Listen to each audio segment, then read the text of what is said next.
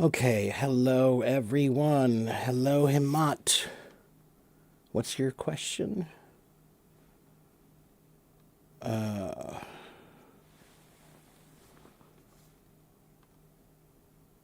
so cool today. I didn't know that.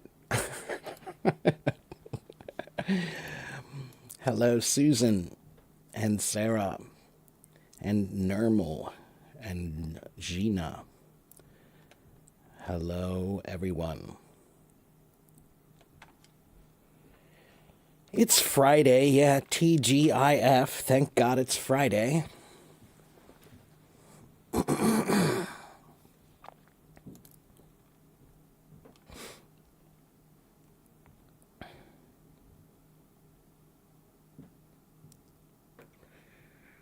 Himat, the question you asked is too big.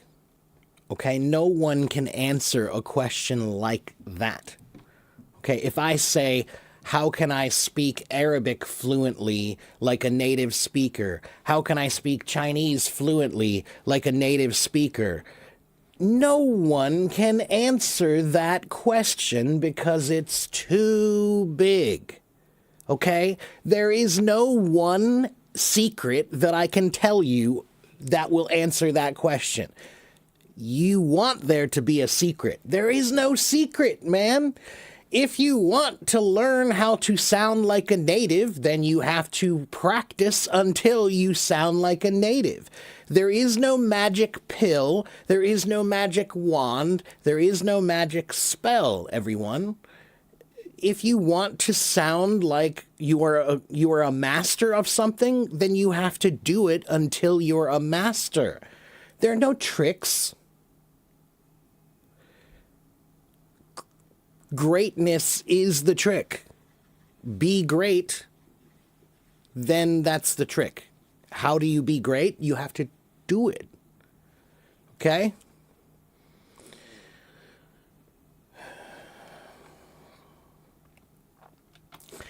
You need help with vocabulary. What books do I recommend? Romesh, when you say you need help with vocabulary, what do you mean? Tell me more.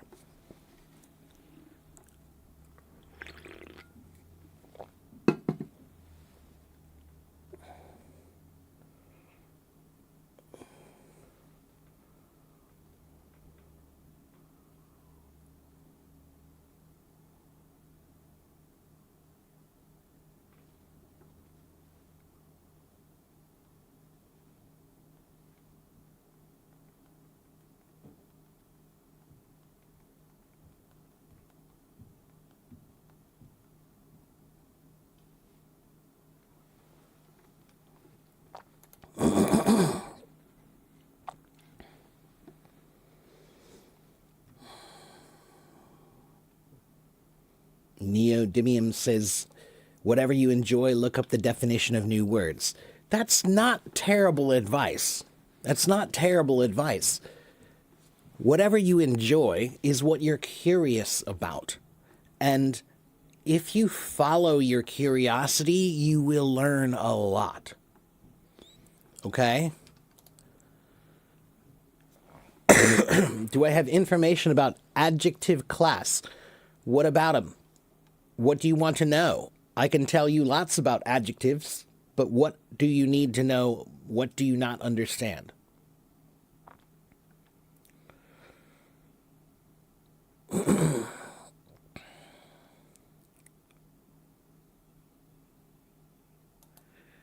Good. Susu, yeah, Susu said, I watched the replay, heard you guys were talking about the economy. I liked your idea that good language isn't about speed. That's the way music is, right? I'm a musician. When you learn music, you can't just learn how to play fast because music comes in many flavors and there are many, many ways to express yourself.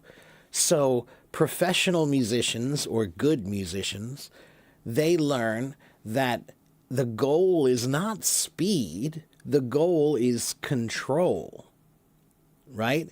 So if you have control of what you're doing at speed, at at a slow speed, at a medium speed, at a high speed, if you have control when it's loud and control when it's soft, if you have control doing this type and doing this type and doing this type and doing this exercise. So it's all about gaining control. And control is about being comfortable, right? So once you feel like you are comfortable at something, then you feel like you're in control. That's when you're allowed to move to the next thing. Okay?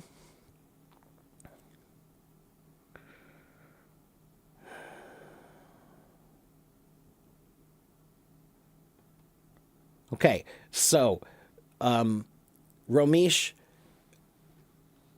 there are 4 good ways to learn vocabulary, everyone. These are my favorite ways to learn vocabulary, all right? Please listen.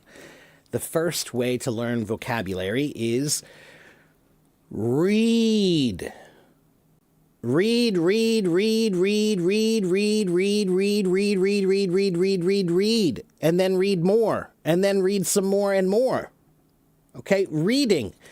Every teacher in the world, in any country, will tell you the children in the class with the best vocabulary are the children who read. The children with the worst vocabulary are the children who don't read. So reading is easily the #1 way to learn vocabulary. Reading is jumping into that English water and swimming in that English water. So it's one of the easiest, quickest ways to get into that English water, the English pool. I always talk about language is like a pool, right? And your language is this pool over here. But you're always in that water. You're always in that pool. You need to get into the English pool. And one of the easiest ways to stay in the English pool is with reading. Okay? So read, read, read, read, read. That's the #1 way. The second way is to use a thesaurus. Go to thesaurus.com, which is this page right here. I will show you.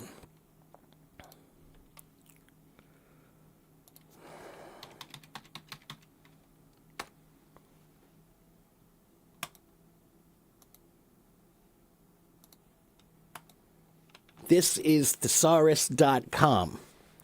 Okay? And at thesaurus.com, actually, this is 2 websites in one. If you go here, it's thesaurus.com. But if you click up here in the corner, this D, you see that letter D? Click on that, and now it's dictionary.com. And this is the dictionary that I usually use. I don't use Oxford. I don't use Cambridge. I don't use Webster's. I usually use dictionary.com. All right? It has an app. You can get one app that has the dictionary and the thesaurus in it. All right? So let's go back to the thesaurus. Now, what is a thesaurus? A thesaurus is a dictionary of treasure. That's what the word thesaurus means. It means treasure. Because if you type in one word, like the word happy, let's type in the word happy. You know that word, right? So let's type in happy. Great, you know happy, but do you know these? These are all the family of happy. These are the cousins and brothers and sisters of happy. Cheerful, delighted, ecstatic, elated, enraptured, exultant, glad, gleeful, jolly, joyful, joyous, jubilant, merry, mirthful, overjoyed, thrilled, upbeat, blessed, blissful, blithe, content, contented, convivial, gratified, peaceful, pleasant, pleased, satisfied, sparkling, sunny, tickled. I could keep going. These are all words that are in the family of happy. They have some kind of meaning that's similar to happy. They don't all mean the same thing, but they're in the family, right? Okay? So this is one great way to learn vocabulary. If you type in a word that you know, then you can find many words that you did not know that are in the family of that word. Okay? So A thesaurus. That's a great way to learn vocabulary. The third way is by topic, Romesh. So you can choose a topic like computers and then do a search online for computer vocabulary words or computer vocabulary list, something like that. And there will be many, many, many lists of computer vocabulary list words like screen and keyboard and CPU and software and hardware and the internet. Those are all computer vocabulary. And it's good to learn them together because they're part of an idea that's related, a topic, right? So choose any topic and then search for the words, a list of words about that topic, right? So you could choose sports, right? You could choose, maybe gardening, or plants or something, right? And then look for a list of words about that, okay? And then finally, Romesh, the fourth way to learn vocabulary is my favorite way, and that's etymology, which means every word comes from somewhere. Where did this word come from? How was this word created? What language did it originally come from? Right? If you learn where a word comes from, you can learn a lot about a word. Sometimes they have great stories, and the story is interesting, so it's easy to remember, right? And sometimes if you know where the word comes from, it will help you understand why it's pronounced that way and why it's spelled that way. Okay? And for that, you can go to another website that I love. It's called etymonline.com. It's an online etymology dictionary. And once again, they have an app that you can get, and it's a great app. This is an etymology dictionary. So if you type in a word into that dictionary, it will tell you where did this word come from originally? What year, right? And what language? Was it from French? Was it from German? Was it from Italian? Was it from Latin, Greek, Sanskrit, Persian, Hindi? English words come from many, many places. Okay?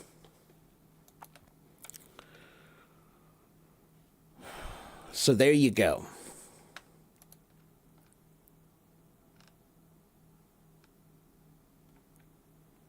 Can I tell you about stress and soft sound in a sentence? No, I can't, because it's not something I ever think about. There are some things, Rama, that you should learn just from listening and understanding, but you don't need to turn it into an exercise for it to be understood. There are some things that actually, when you turn them into an exercise, you understand them less. And stress and soft sound in a sentence, first of all, that's not universal. That's not universal, that's personal. So the way I speak is extremely different than the way my sister speaks, which is different than the way my mother speaks, which is different than the way my brother speaks, which is different than the way my father speaks. Not one person has the same stress and soft sounds when they speak. Okay? Replays. Neodymium, you can get replays on my YouTube channel, which is right here.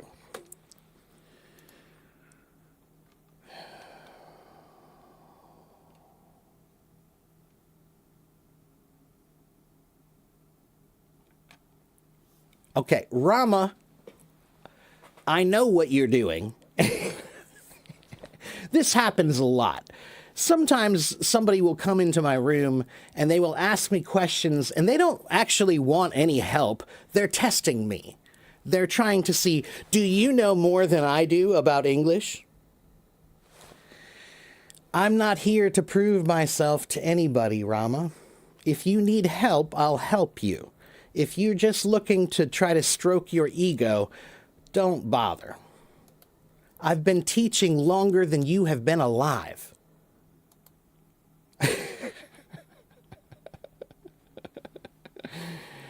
So please, ask questions that you really want help with. Don't ask questions just to test me. I don't have time for that. What's the difference between deep structure and surface structure in transformational grammar? Power, I'm going to tell you the same thing I just told Rama. Are you learning English? I don't think you're learning English. You're learning linguistics,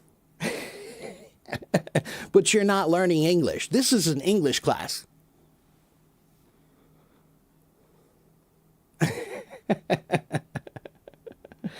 Okay? Don't ask me questions to test me because I'm not interested in being tested.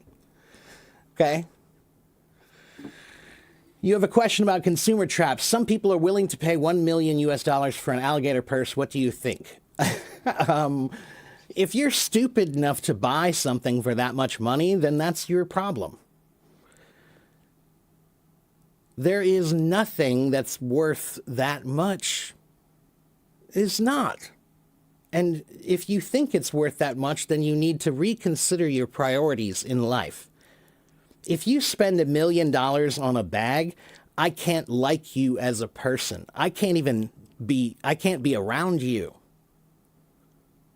Of all the things you could do with that money and you decided to buy a handbag, and it could be anything, a sports car, same thing. I can't, look, to me, that's just a waste of money. It's just a waste of money. And it's like, it shows, to me, if you have a huge list of things that you really want to buy that are expensive, that shows a very low character, in my opinion, because it shows that you don't understand priorities. Your priorities are very, very bizarre to me. You know, there are people that you could help.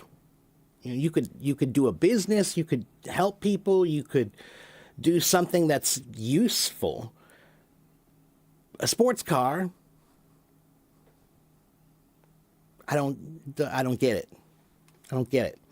Okay, now let me try to go back to English. What's the difference between effective and efficient? Okay, efficiency is about using the least amount of energy and the least amount of time.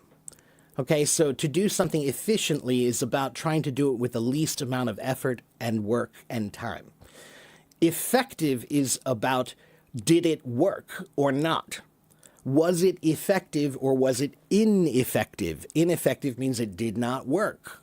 Effective means it worked, right? It had an effect, right? So efficiency is about how much energy or time did you use to do a thing.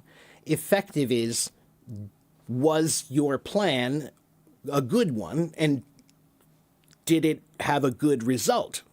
That's the effect. That's effective. Okay?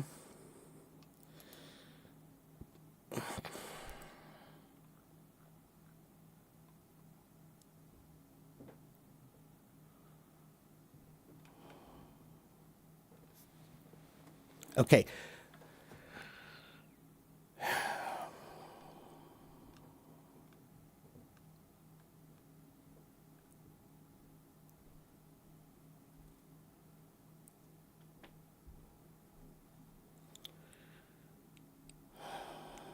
Power, I'm not going to answer questions like, why is the sentence colorless green?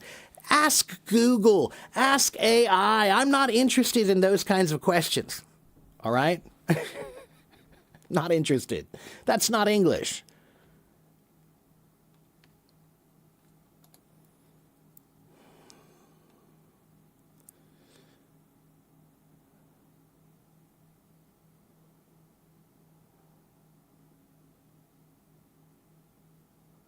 Lydia, I'm usually here Monday through Friday around 9:30 or 10:30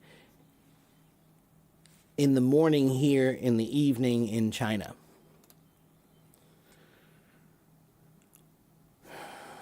Which books should we read that will improve our English? Every book that you can read will improve your English. I'm waiting for some real questions. I'm waiting for some questions that are not about testing me, and I'm waiting for some questions that are actually about helping you and helping everybody here. All right? I'm getting annoyed.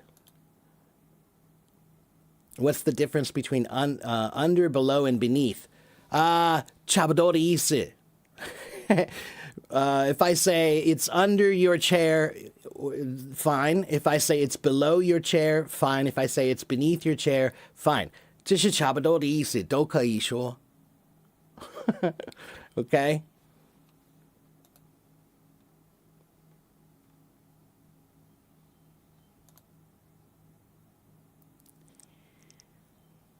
It's your 4th day. Hello, Becca. I think it's your 5th. Maybe. Maybe I'm wrong. I thought it was 5th.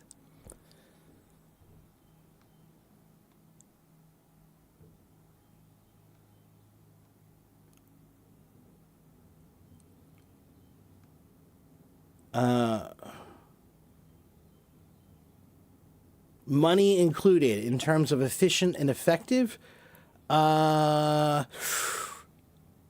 Yeah, when you talk about money, it's kind of the same thing. If you spent some money on something and it had a good result, then it was effective. If you spent some money on something, how much did you spend? Was that efficient? Now, we don't usually say efficient when we talk about money. When we talk about money, we'll talk about frugal. Was it what's the other word? Can't think.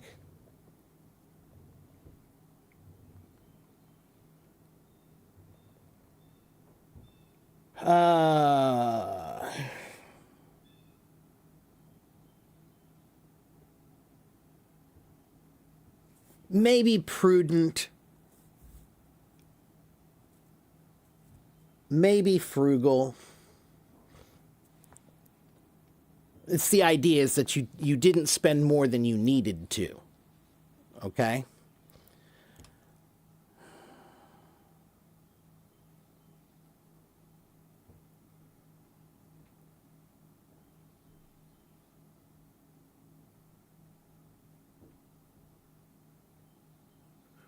Thank you, Susu. True and real with the difference between both of them. So, Grace,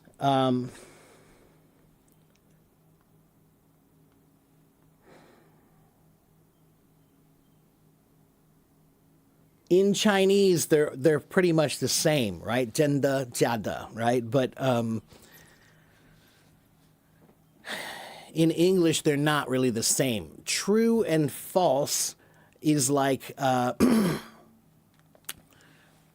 this is a real cup. It's real. I can touch it. It's here. It exists. So it is real. All right? But is this cup white? If I say this is a white cup, is that true? No, that's not true. All right? So the cup is real. Yes, it's a real cup. But is it a white cup? No, it's not a white cup. If I say it's a white cup, that's not true. All right? So reality is about things that are here or not here, right? Is it real? Is it actually here? Can I touch it? Okay? A fantasy, an idea, right? Dragons are not real, right? Unicorns are not real. Okay? Now, but if I say, oh,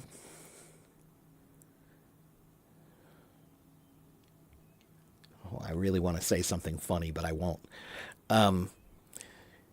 If I say, trees are bad for the environment, is that true or false? Okay?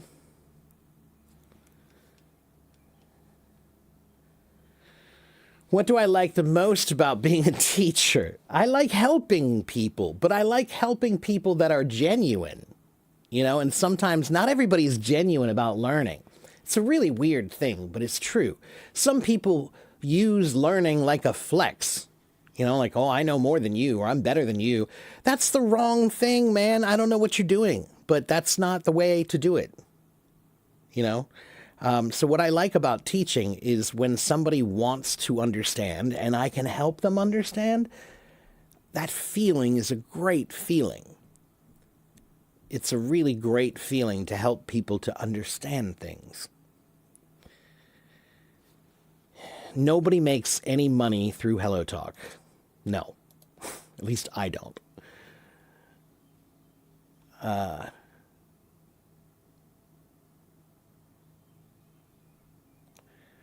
I need to know how to speak to other people in a polite way.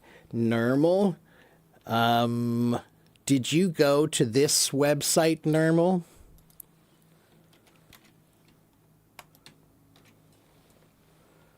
Did you go to this website, americanenglish.state.gov? This is a great page that you can visit. Here it is right here. Everyday conversations.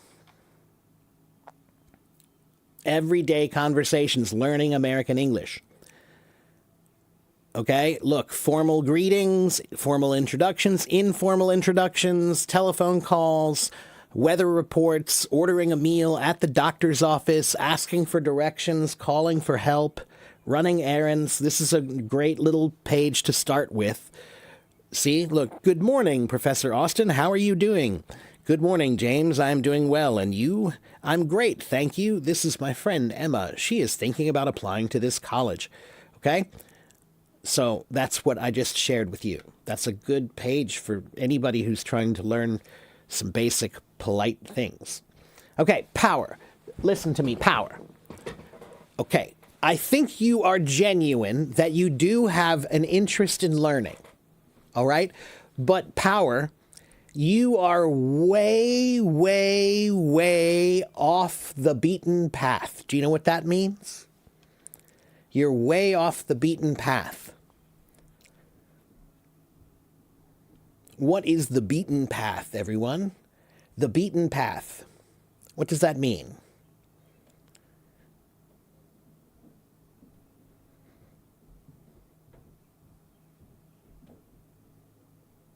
The beaten path means the path that everyone takes.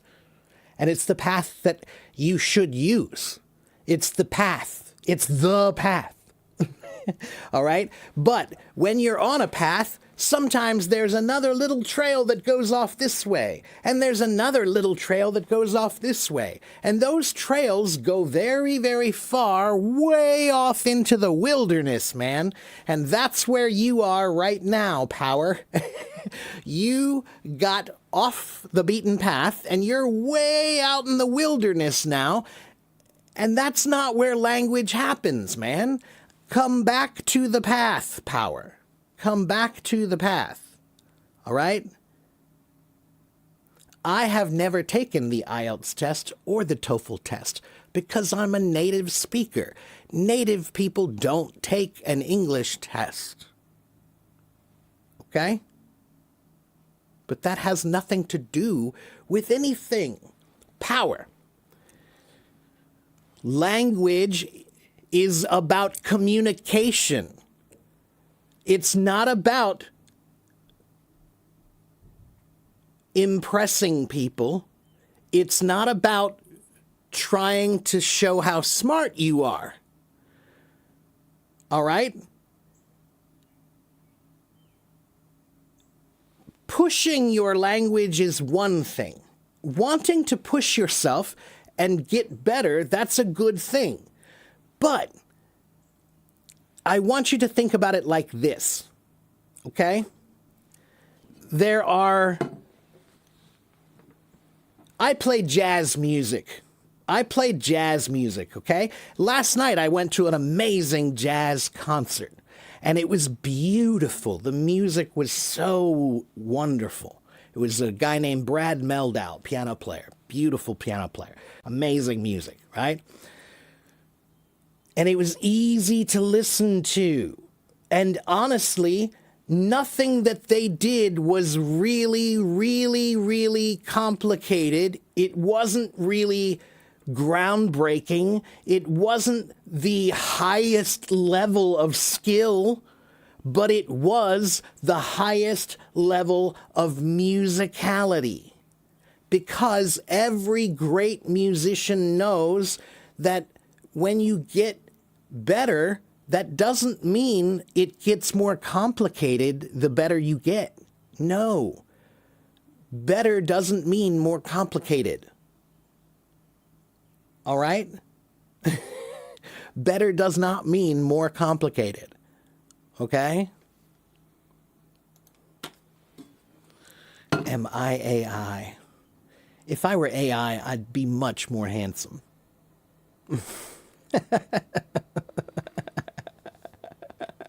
Oh, not me.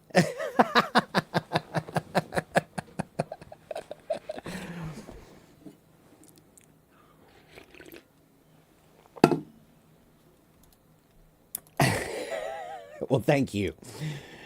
Okay, so what I'm trying to tell you is, let me make the point more clear. Let me make the point more clear for you. I'm going to make it very clear for you right now.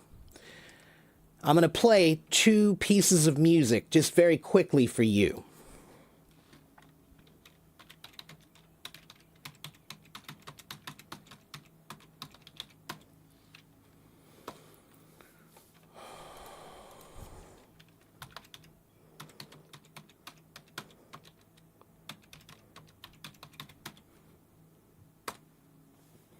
Okay, everybody, I want you to listen to this song for just a second. Okay?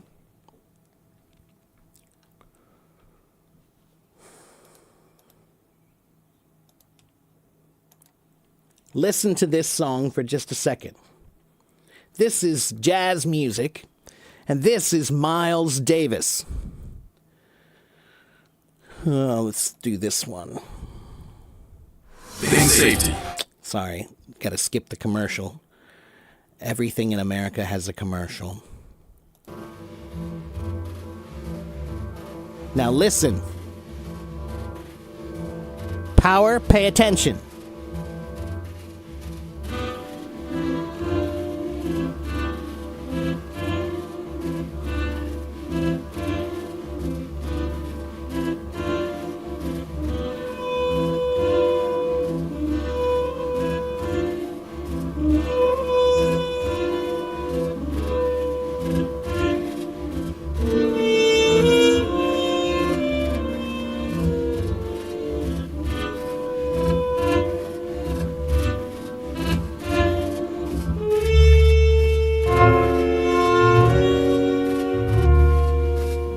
Okay, so that's one. That's jazz. Okay, now I want to play another piece of music for you that's also jazz. Okay?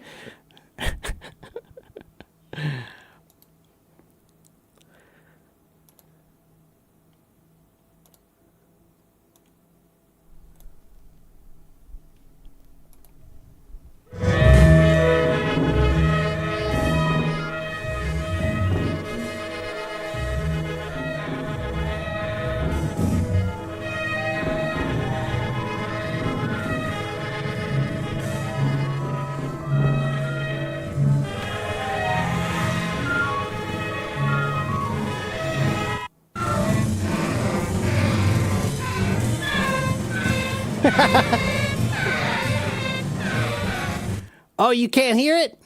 Oh, I'm sorry. Wait, let's try this. Try again. Can you hear it now?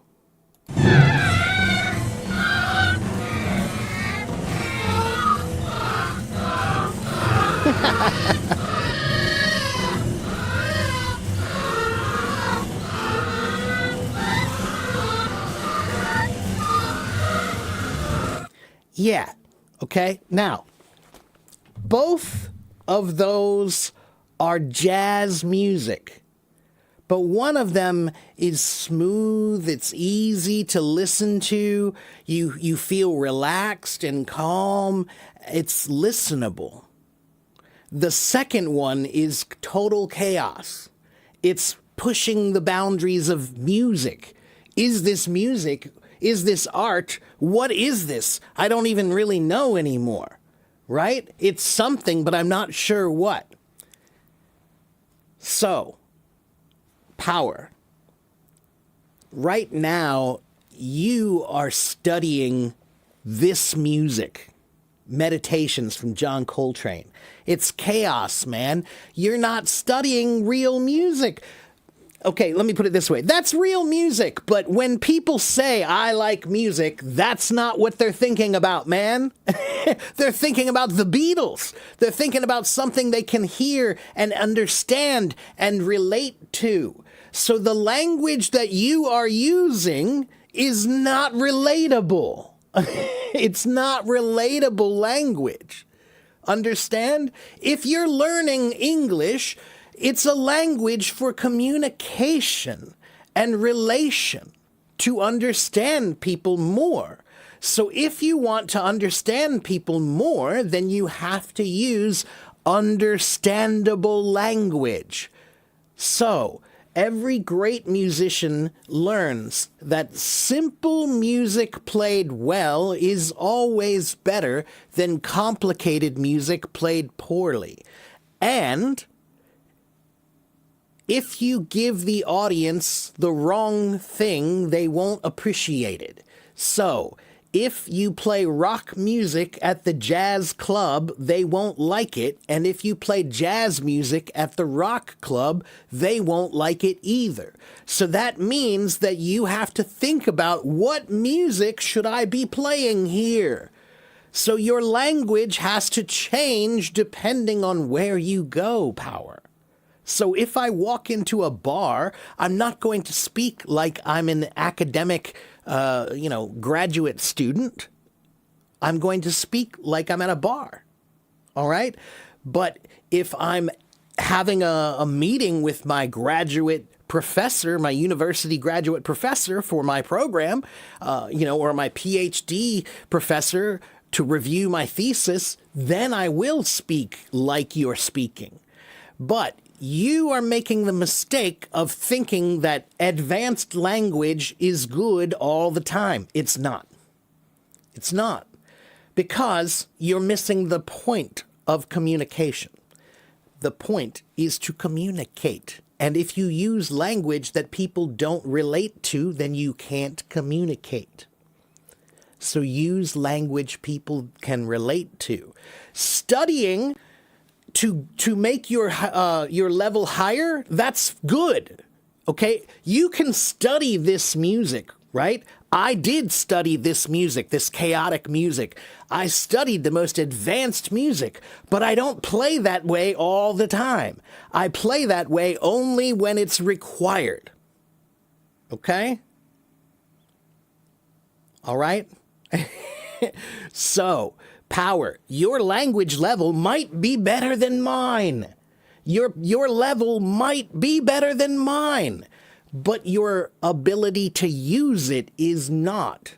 And that's because you're studying the notes, but you're not playing music. You're studying the words, but you're not communicating. The words are for communicating. Okay, so if you're using words that don't communicate well, then you're not communicating. Okay?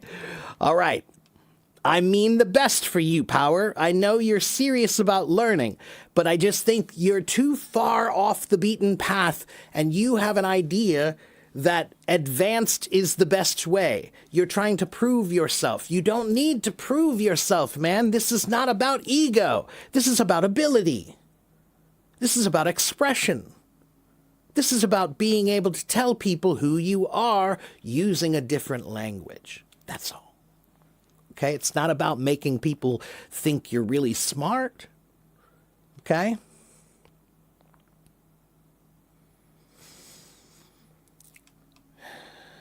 It's not maraca sounds, but you're close, Susu.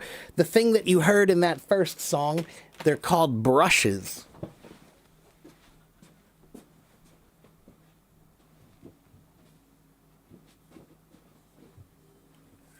They look like this.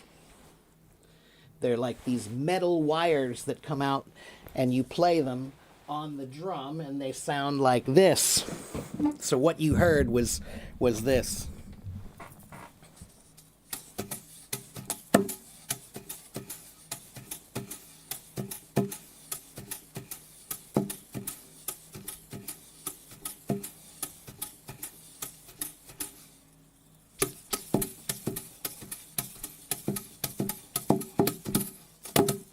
These are called brushes. Okay, next question.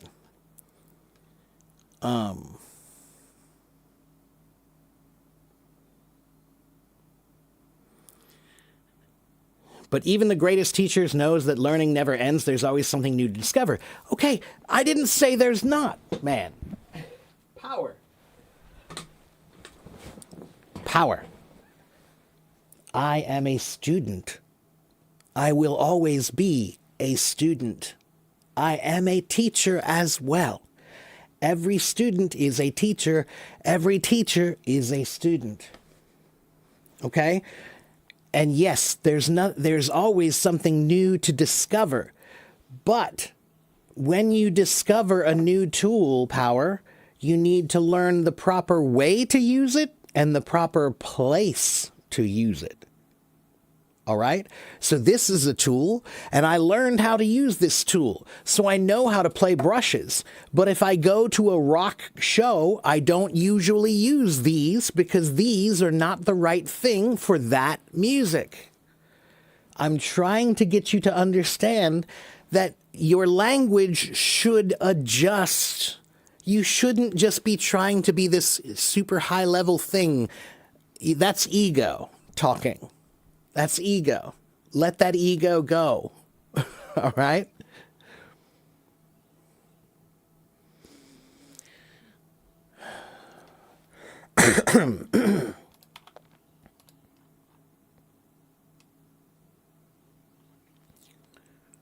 All right.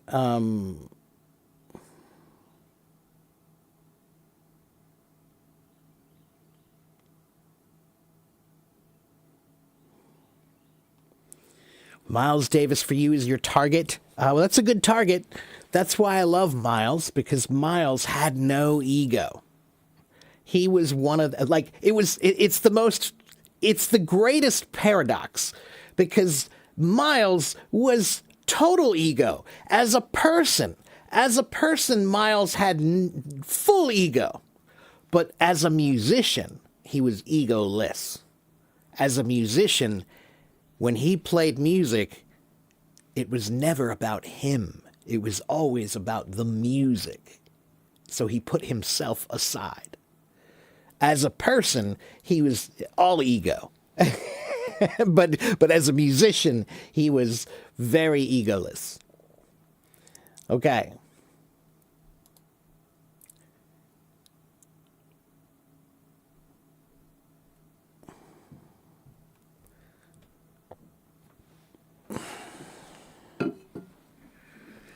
That may be true in terms of teaching experience, but communication is not about power. It's about understanding. I'm here to learn. Okay, so power. If you are here to learn, then instead of telling me, maybe you should ask me. The questions that you ask are questions that you already have an answer for. That's not a real question. All right? So I want you to ask me things that will benefit you, but also when you're in a classroom, you're in a classroom. You need to think about everybody in this room, not just you. All right? So if you come in here and ask something that's an extremely advanced question, I'm not going to answer it. And the reason why is very simple, because only you need that answer, not anybody else in that room. And I need to answer questions that benefit everybody, not just one. Okay? If you have a question that only one person benefits from, then you need a private lesson. So, And then my final thing, Power, is Power. Before you can fill your cup, you have to empty your cup. This was a lesson that I had to learn, and I feel like you're the same. All right. I think that the way you are, I'm not sure. I think you're young, right? If I remember right, you're very young. I think I recall you were like, what, 18? How old are you, Power?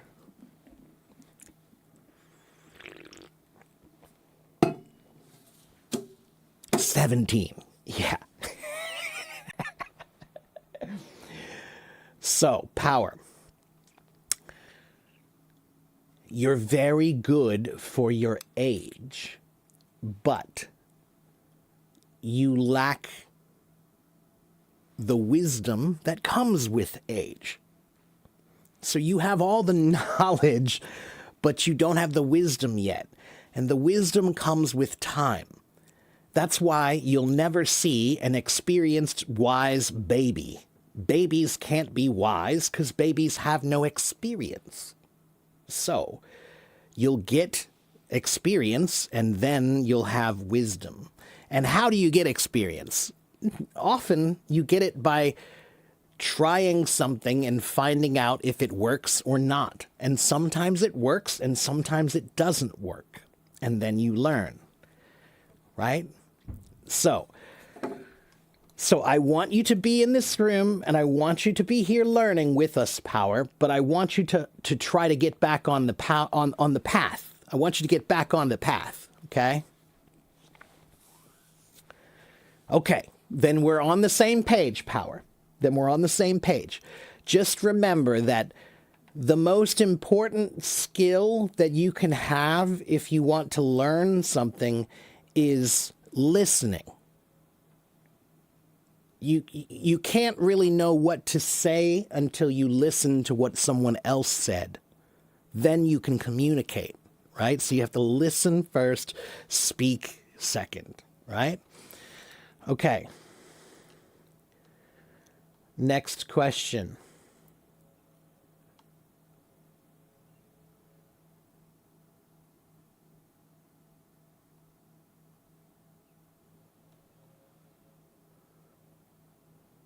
No, he's not a rage bait bot. He's just 17. I was 17 once too, and I sounded like a rage bait bot.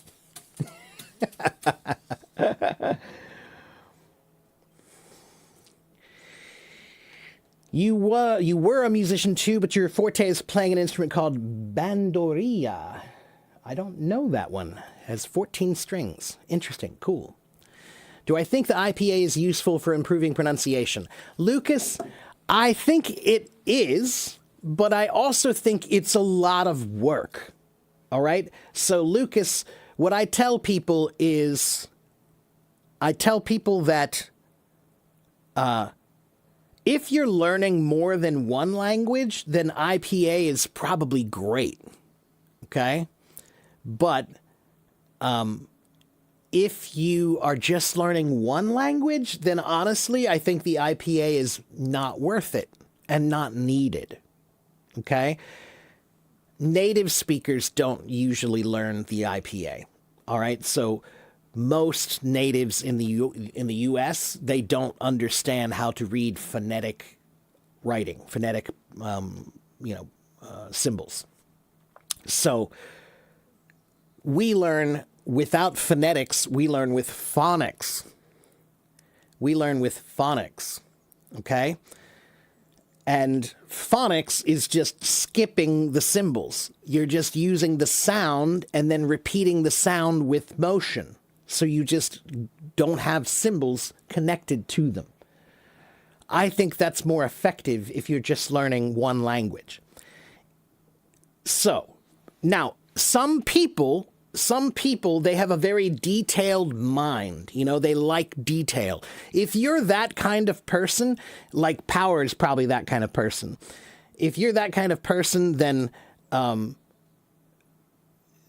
the IPA is probably good for you, right? Because it's very detailed. So if you want that detail, then you should get it. Yeah. Okay, next question.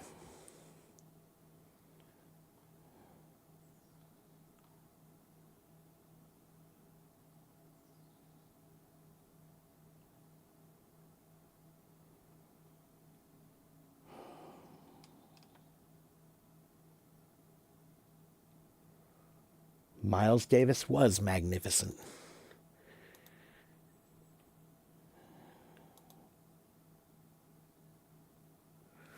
You've heard that I have strong skills in music performance. You're curious, do you engage in any traditional or modern percussion? I am a professional drummer. I was a drummer before I was ever an English teacher. I started teaching as a drum teacher. So when I was 18 years old in 1994, I'm much older than you think, Power. I'm 50. So in 1994, I started teaching drums when I was 18.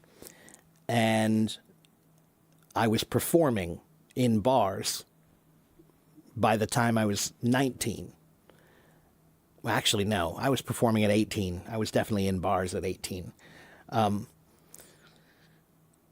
And so in 2009, I decided to do something different, and I decided to become an English teacher. So I got my certificate in my TEFL certificate to teach English. And I began teaching English from that point. But before that point, one, I already had pretty good English. I was lucky. My family, they correct you. If you don't speak properly, my family will correct you. So I grew up being corrected a lot. So I have been a musician professionally playing since 1994. Where would I rank B.B. King against Miles Davis? I wouldn't put those in the same category. B.B. King is blues and Miles Davis is jazz. They're both great. I like both, but completely differently. You know, B.B. King is in the blues range for me, you know? And I grew up, the first bands I ever played in were blues bands. Did I play any modern percussion instruments like tabla? So I play drum set. There's my drum set right there. And tabla, I don't have a tabla.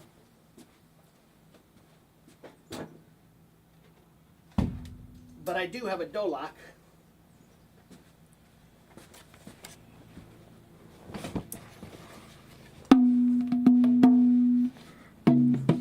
I think it's not in tune. Yeah, hold on. I don't know if I can get it to stay right.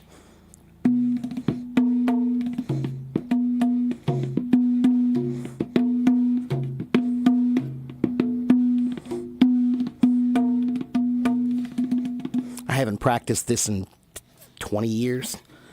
But yeah, I've got this. It's broken. It needs a lot of work. It needs some love. Okay. Do I think musical rhythm relates to linguistics rhythm? Yeah.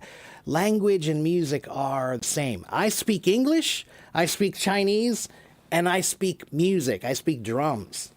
Okay, so music is a language. And yeah, it relates. That's why teaching language was much easier for me, because it's just like music. It's just like music. Okay.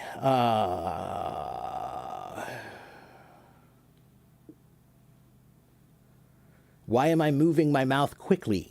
It's called articulation. And yes, if you articulate your mouth more, it will be clearer. That's called diction. Okay? So yes, open your mouth more, articulate more, and it will be more clear. Okay?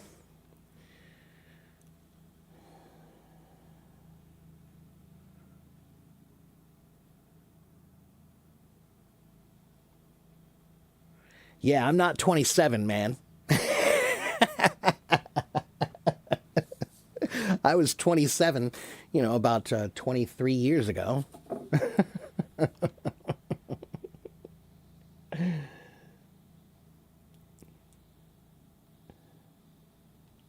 Let's see. What is this? Teacher, what historical event had the greatest impact on the evolution of the English language? And why did it change so much? Well, the historical event that changed the English language more than any other is one that we don't really know why it happened. It's called the Great Vowel Shift. There was a time in, I'm trying to think what years were those in? The Great Vowel Shift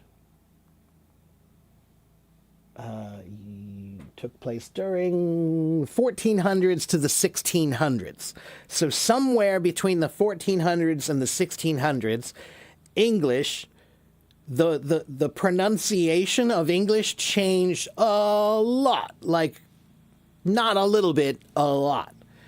Like, you would not understand what English sounds like 1,000 years ago. If you heard English 1,000 years ago, you would not understand anything. Okay? So, the Great Vowel Shift changed pronunciation a lot, but nobody's really sure why. Okay, I'm 15 years old. My level is A2, B1. What should I do, and what do I recommend? Sanzar, you're in the right place. You should come here, you should listen, you should ask good questions. So, why am I here? I'm not here to teach you a class. No, I'm here to help you with your self-study. With your self-study. Okay? So, when you study English by yourself, you'll have questions. Why is this way? I don't understand this. I don't understand. Those are the questions that you should come here with. Come here and ask me those questions. Okay? So I'm not here to just teach you. No, because that's something you should pay for.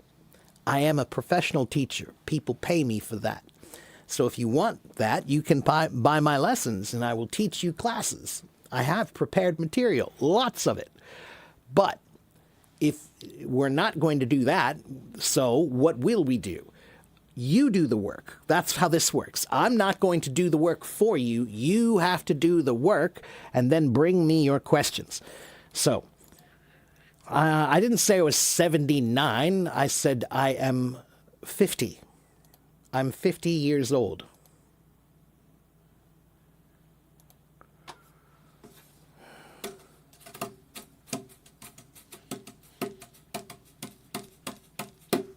How are my parents? My parents are fine. Thank you for asking.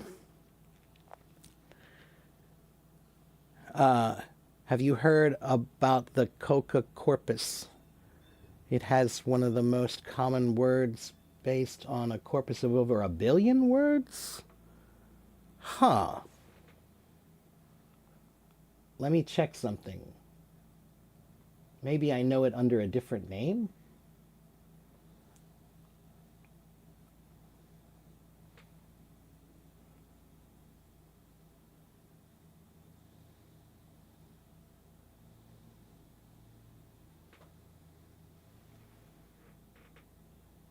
The corpus of contemporary American English. 1 billion word corpus of contemporary, created by Mark Davies. Excuse me. Wow, I have never heard of this. Wow, that's dope. Holy moly. Oh my Lord, wow, you should not have shown this to me, because now I'm going to be reading this for the next year. I'll be studying this for the next year. Wow. This is something that will make my mind go crazy. Wow. Okay, yeah, that's really interesting, but that's not for everybody. That's not for everybody, Chi.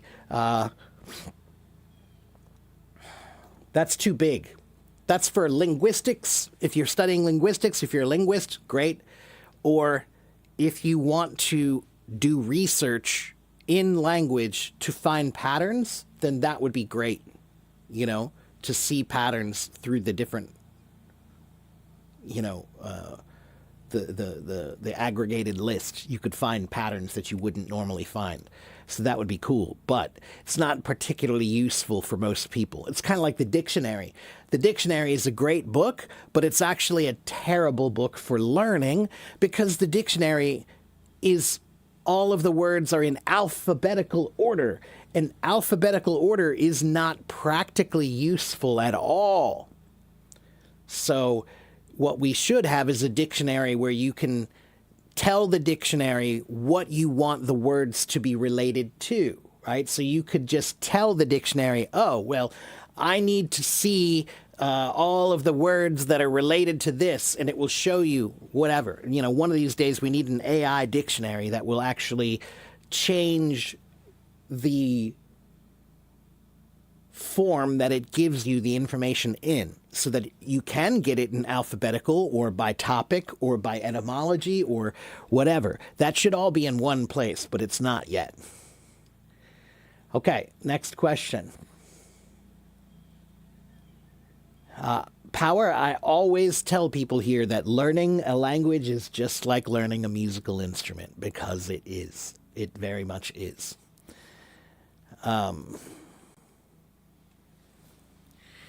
Music can exist without conveying a specific meaning? No, it can't, man. No. Power, every note that is played in music conveys meaning. Just like words are sound that convey meaning. Music is sound that conveys meaning. Okay? They both always convey meaning. One note. There's meaning in that note. Okay? Can I explain how to use present perfect and report to? You mean to use those together?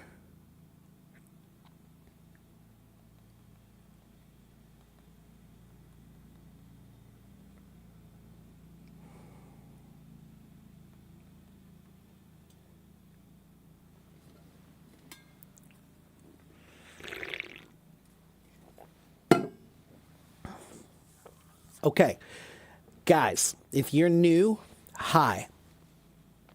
I'm not new. I have been on this app for more than 12 years. I have been teaching here for more than, I think, 5 years. I have done about 1,400 of these. I've been here teaching 1,400 times on this camera. Okay? And about 90,000 people follow me to learn English. Okay? And the way you should do that is you should go study by yourself, and when you have a problem, come to me. Okay? Now, so Omar Jr., you wanted to know about present perfect, right?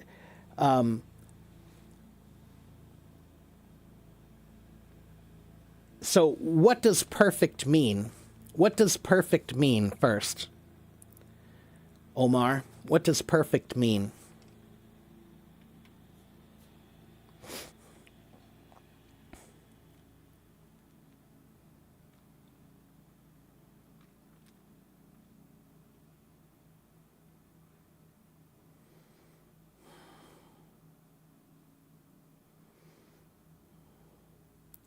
Ah, good, Omar. So, yes, perfect has two meanings, Omar.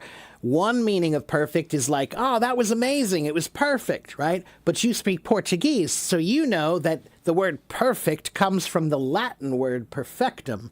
And perfectum means completed, finished. Things that are finished are perfect things, okay? So, perfect has two meanings. Sometimes we say, perfect, that's amazing, that's perfect. That means great, amazing, awesome, right? But in this case, for grammar, perfect doesn't mean amazing. It means finished or completed. So you can just take away the word perfect and just say present completed. It means things that you just completed recently in the present, right? So I have eaten lunch. If I say I have eaten lunch, is that yesterday? Is that last week? No, that's just now, right? Recently, right? Well, we do know. If I only say I have eaten lunch, then it must mean recently. If I didn't say more, right? If I didn't say more, then it must be recently, okay? Because it wouldn't make sense otherwise. If I say I have eaten lunch 3 times this week, now that's different. Now we're talking about what? Is that the same tense? Is that present perfect? No, that's past perfect. I have eaten 3 times this week. But I have eaten, that's just present, right? That's now, okay? So, now, what was the other thing you were saying about report, though? I don't know what you mean by the thing about to report to. What was your question about that, Omar? Oh, reported speech. Okay. So this is not that hard. Hold on, let me find a good page here.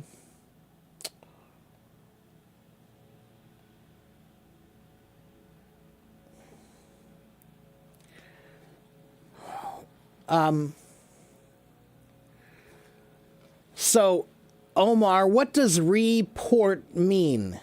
Report.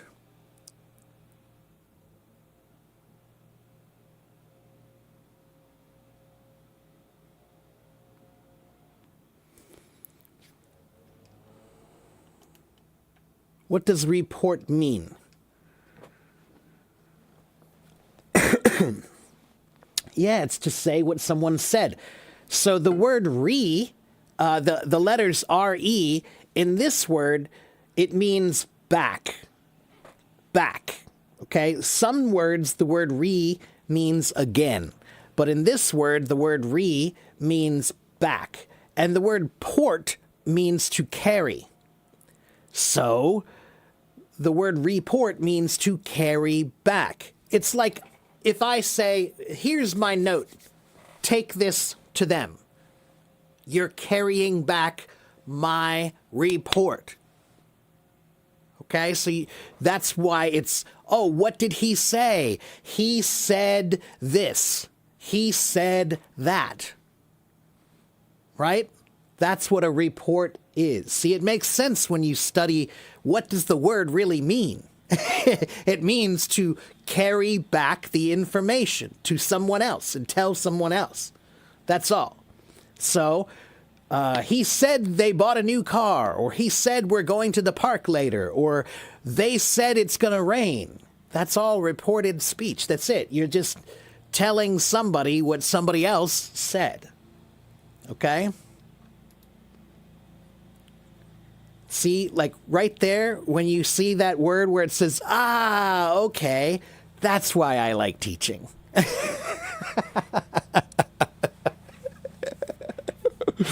That's the thing I like in teaching, is when somebody goes, oh, all right, I get it now. That's a fun feeling.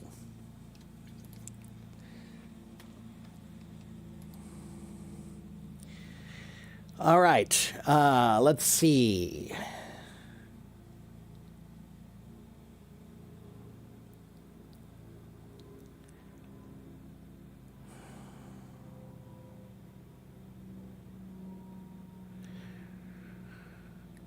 All right, how do I practice speaking for natural? Dylan.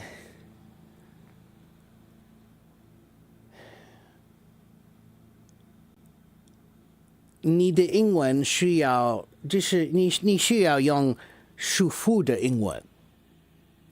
如果你的英文还没舒服，不可以。OK， 听得懂吗？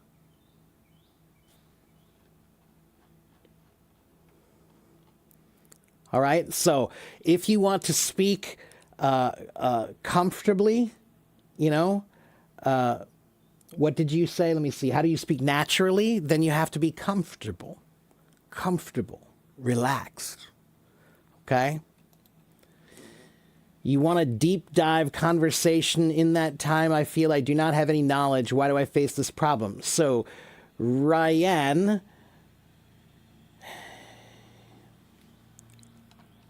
if you want to deep dive about something in a conversation, first you should deep dive in research. So you can't speak well about something if you don't know about it. So first you should study about that thing. Learn about it, read about it, write about it. Write your feelings about it. So if you read about it and then you write what you think, then when someone speaks to you, then you'll know what to say. Okay? What is comfortable? Yeah, comfortable. Let me think of a good way to say this for you. So, Dylan, 现在如果你说中文，你想什么问？你想什么？英文还是中文？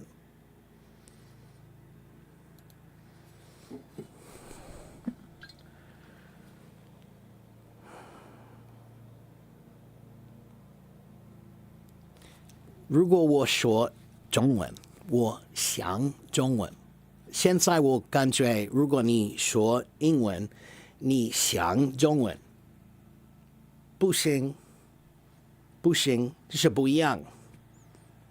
OK， 需要想，想的跟说的一样的，需要的。OK， how to practice。现在我住在美国，可是每天我可以想中文。如果我去商店，我可以想中文。今天我需要买什么东西？啊，这是非常贵，为什么这是太贵了？这个就是买完了。Oh no， 哎呦。Right? So you do the same. Tomorrow, when you go to the park, think in English. Tomorrow, when you go to the store, think in English. And if you can't, that's your homework. Okay?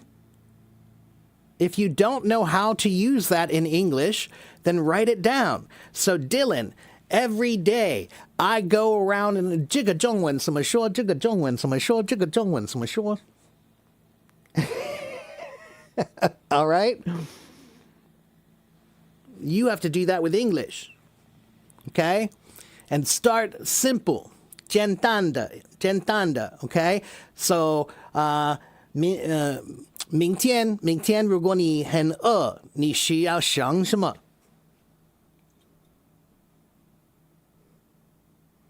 I'm hungry. 明天如果你很累，你需要想什么？ So, Dylan says, but I don't know if it's right. Doesn't matter, Dylan. It doesn't matter. Okay? It's better for you to think in English as much as you can. And then your mind will figure out the right way. But if you never think in English, then you'll never figure out the right way. All right? So start trying to think in English. It doesn't have to be perfect. It doesn't have to be perfect. Just start trying to be comfortable with English up here. And it will take time, just like it took time for me to get comfortable with Chinese. And Dylan, when I speak Chinese, many times my Chinese is not like a native. It's not like you at all. You won't speak like me. You won't say it the way I did. You'll say it in a better way, right? That doesn't mean that my Chinese is terrible. If you understood me, then I'm okay, right? And my Chinese will get better. In time, I will learn the right way to say this thing or the better way to say this thing in time. But for now, what I can do is good enough. What I can do is something to build on. All right? So use what you have so you can build on what you have. But if you never use what you have, you're not building.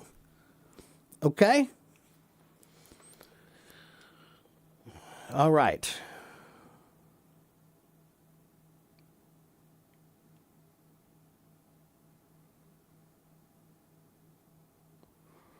How to say I think I did really something really stupidly last week, like a native speaker?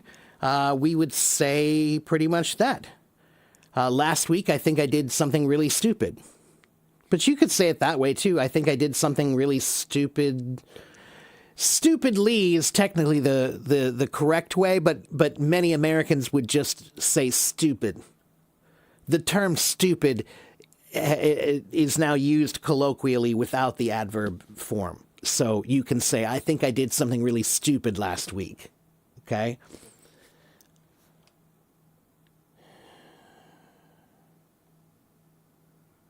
Can I share my top 3 input and output strategies for learning English? Input, read, and listen. Those are the two most in the best ways to input learning English. But you need to listen to the right people and you need to read the right things.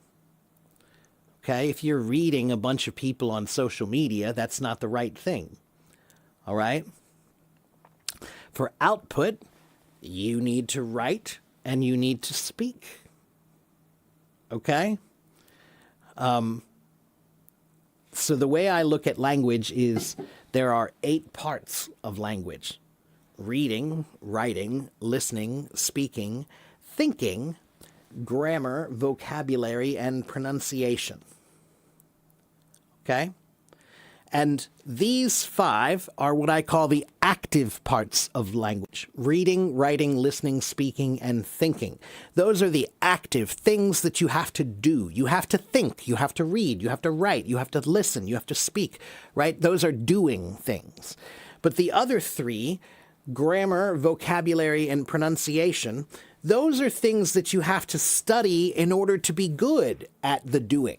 Right? So if you have no grammar, then it's hard to read, write, listen, and speak well, and think too, right? All of the doing things, they're hard if you have no grammar. They're hard if you have no vocabulary. They're hard if you don't know pronunciation. So pronunciation, grammar, and vocabulary, those are the 3 passive parts of language that you must study so that you have that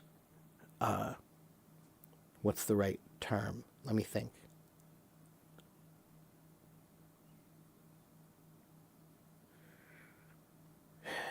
Those are like the blocks for building, right? You need the blocks. If you don't have the blocks, you can't make a building. All right? So you need grammar and you need vocabulary and you need pronunciation. Those are your blocks. Okay, and then the building is the reading, writing, listening, speaking, and thinking. Okay? I didn't mean to do that. Okay, let's see.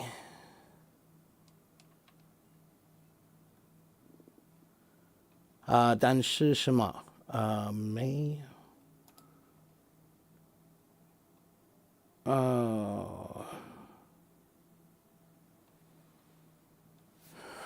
But the statement about delicate and beautiful not being posted is incorrect.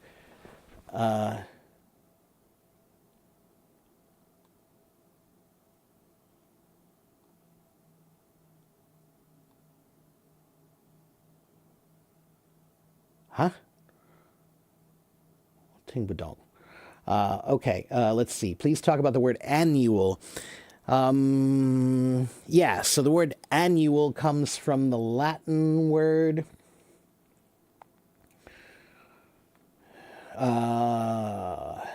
annualis, which means yearly, right? So there are a bunch of words that are related to the word annual, like anniversary, right? An anniversary is a yearly celebration of something, right? Annually means you have to make annual payments. I pay annually means I pay yearly. There's something called an annuity. An annuity is something that you can, it's a yearly allowance. It's some money that someone gives you as an allowance, essentially. Then there's the word biannual, biennial, biennium, millennium. All of these are related to the word annual, about something about a year, right? So, for example, with flowers, some flowers, we call them annual flowers because they only come back one time. You grow them this year, that's it. They die, they will not come back next year. You get 1 year. They're annuals.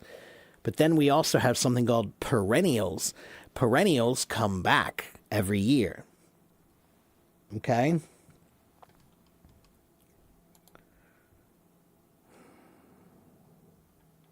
If we want to say I buy 1 year VI pass, is it okay? Or annual VI pass, I also found it's related to me. Huh?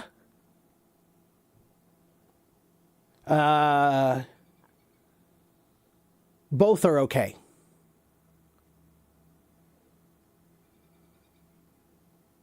Yeah, the Millennium Falcon is just the word millennium.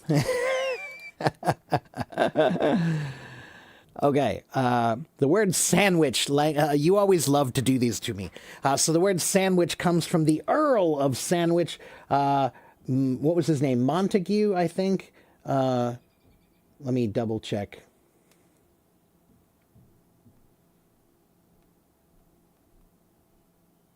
Whoops. It came from the 4th Earl of Sandwich, John Montague.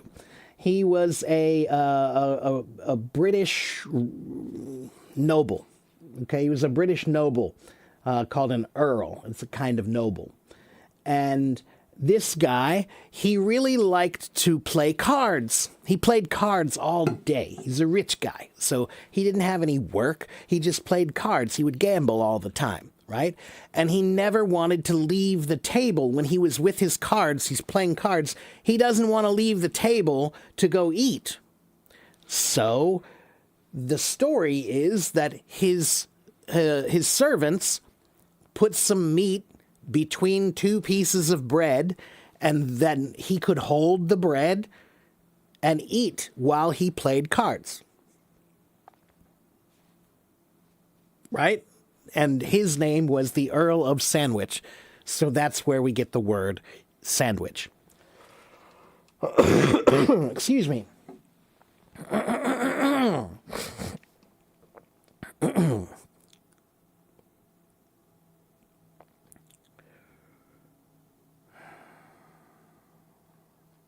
What should you write? What should you write to practice writing? That depends on you. What are your goals with writing? What kind of writing do you want to be able to do? Do you just want to write letters to your grandma? Or do you need to write emails for business? Or do you need to write short stories? Do you want to write short stories for your nephew and your niece? Do you want to write a novel? Do you want to write a nonfiction book, right? Writing, there are many kinds of writing. It depends on you. What you should write, okay? But honestly, in the beginning, it doesn't matter what you write. It only matters that you write, okay? So if you want to be good at something, then you need to be prolific. Prolific is a word that means you do a lot of that thing. Okay, so if you are a writer, then you should write a lot. If you are a musician, then you should play music a lot. You should prolifically do the thing that you want to do, right? So think about what you want and then do that thing prolifically, all right? How do you learn how to write compound sentences? Well, look, guys. Every complicated sentence is just a bunch of short, small sentences put together.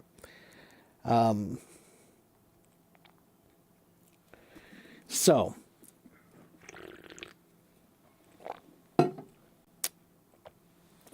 if I say, I wore a coat today because it was cold, that's two sentences put together with the word because. I wore a coat today. That's one sentence. It was cold. That's another sentence. Or it is cold, right? I wore a coat today because it is cold. So you need to know how to use these connecting words. They're called coordinating conjunctions, like the word for, or and, or nor, or but, or, the word or, the word yet, right? Or so, all of these. Now, I think the best way to start learning those is to start seeing them first, right? So you should just do a search for coordinating conjunctions and then search for example sentences for each one, right? So say example sentences, coordinating conjunctions for. Type in that as a search, and you'll find a bunch of example sentences that use the coordinating conjunction for, and you'll see how it's used. Okay? All right. Is vocabulary important for learning English? Of course. Of course.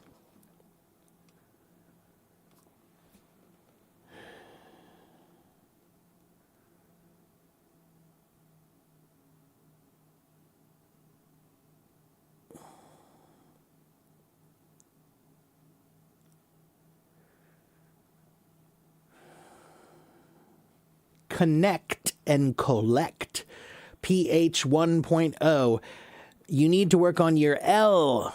Your L sound is not that hard. You have an L sound in Chinese. If I say, 明白了, 明白了, la la la, that's the L. That's the English L. That's the same L. If I say, 你爱吃辣吗? 你吃辣吗? 你喜欢吃辣吗? La, la, la, la, la, la, la. That's the same L sound as in American English. So, connect, collect. Okay?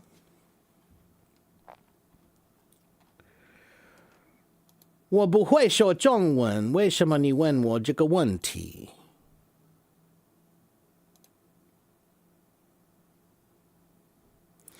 You think you'll learn the top 10,000. So, Precious, there's another list of words called Fry's sight words.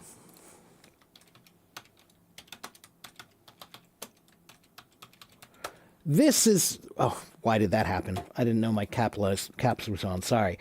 Fry's sight list. I'll show it to you. Fry's sight list is I think maybe is a better place to start. Okay, let me show you.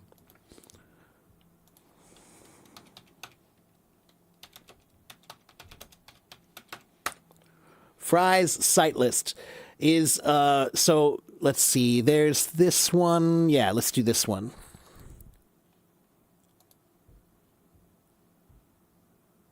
Hello. There we go. All right, look at this. So these are the most common words used in the English language based on how often they are used. Okay? So this list here is the first 100 most common words in the English language. Here are the second 100 most common words. Here are the third 100 most common words. Okay? So this is a great list that you can get, and it's called sight words. Okay, you can start with those. I think that might be more useful. Okay?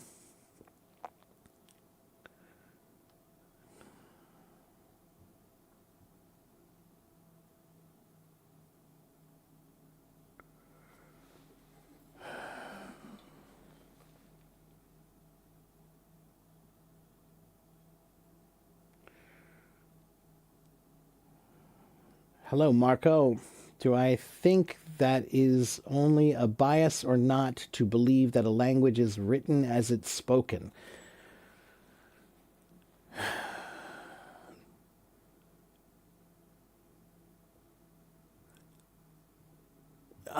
It's not a bias, but it depends on the language.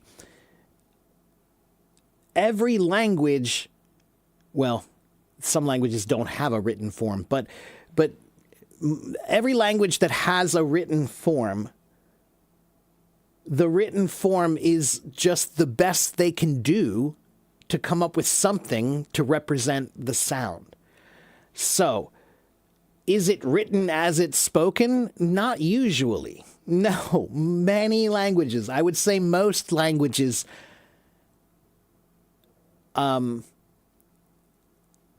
you have to readjust your sense of language for each one, right? The sense of pronunciation, the sense of grammar, the sense of how sounds are made, right? So it's a difficult question to answer, Marco, but I would say that in my opinion, most languages are not a direct. You can't say that they're exactly what is written. No. Like, just look at the word Q. you know? Why is Las Vegas called the City of Sin, and have I ever visited? I have visited. It's called the City of Sin because the number one reason people go there is to gamble and drink. You go there to gamble and drink and spend money and party. People go there to have big, big parties and stuff. So, it's a party town. Okay? It's a party town. That's why it's called the City of Sin. But if you go there once, that's enough if you ask me. I've been there once. I don't have this urge to be like, yeah, let's go to Vegas. It's not that great. It's not that great.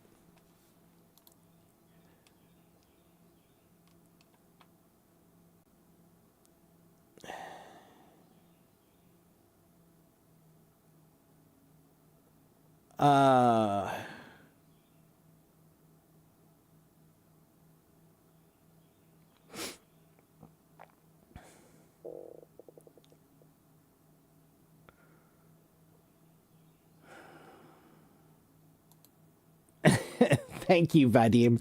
Hello, Vadim. How are you? Did I like Vegas? Not really. It's bright and shiny and lots of lights and, crazy people doing crazy things. And it's a great town for music. They have a lot of live music performances all the time, and they have famous people. So, like, if you go to Las Vegas, you can go see some live music and see someone really famous. They have one of the most amazing music venues you've ever seen in your life. It's a place, let me show it to you.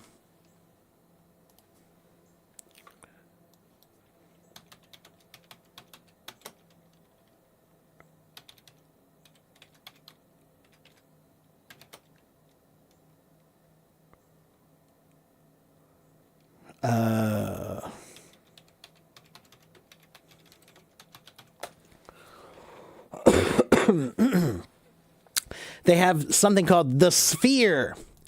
The Sphere. It is a giant, giant, giant ball, and the entire thing is like a screen that you can see, like put an image on. So look, this is the Sphere. Look at that. That's in Las Vegas.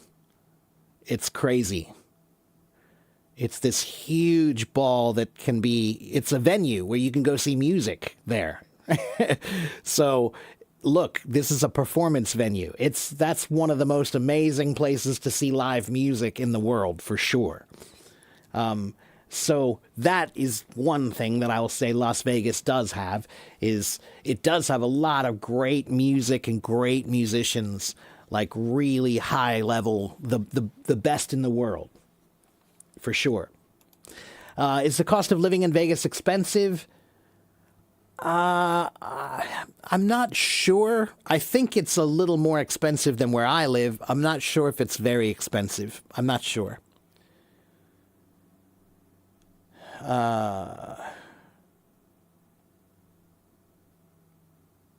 You tried the sight words list, but you can't open that one in China. Let me see.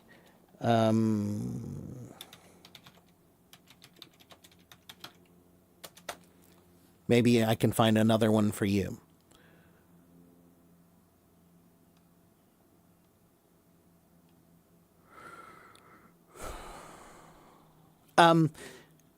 Susu, do a search on DeepSeek or whatever you can use, and just type in Fry's sight words. Okay, type in Fry's sight words, and I think that you'll get it. I think it'll probably come up. Okay.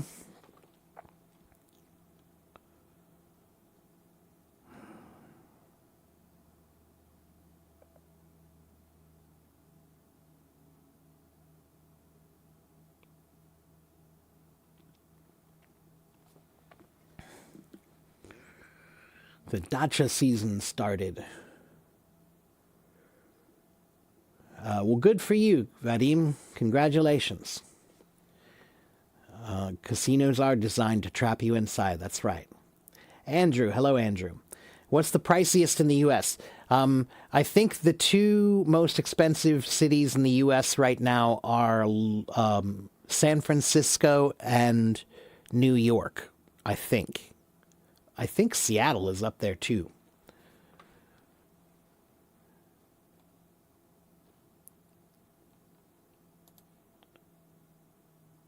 Okay, now, sometimes people wonder, why don't you talk to anybody, Teacher Mark? Why don't you ever put anybody on stage? I do. Sometimes I put people on stage, but I only put people on stage if you know what we're doing, if you know who I am, and if you have been in my room before.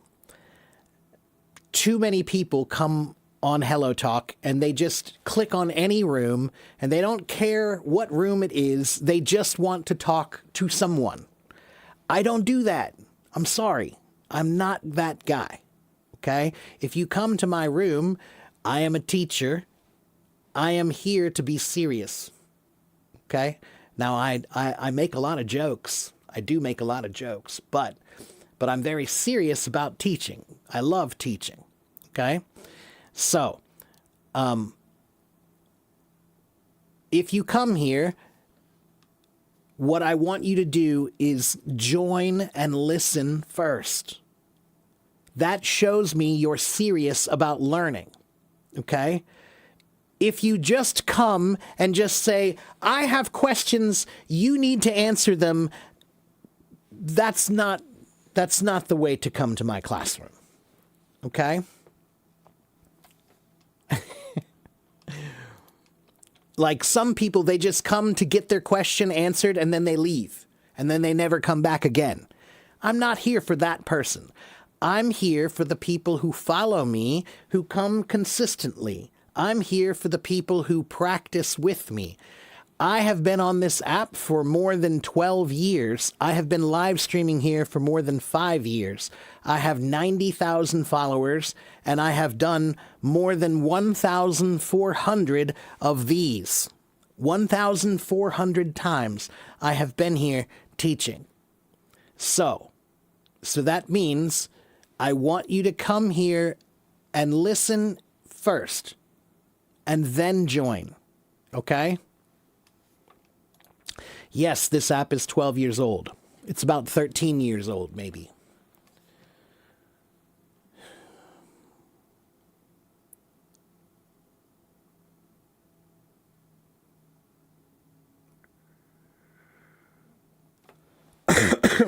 Excuse me.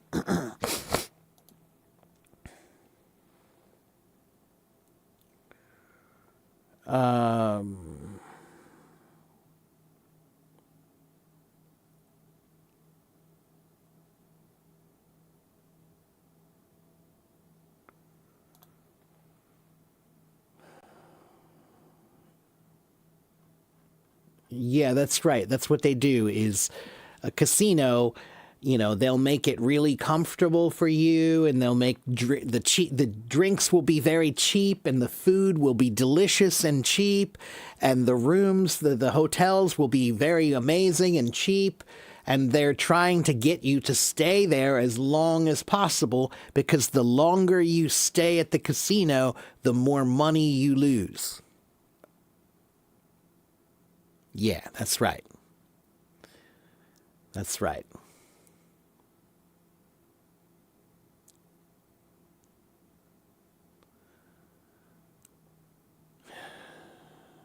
I'm a living legend. Well, I don't know about that.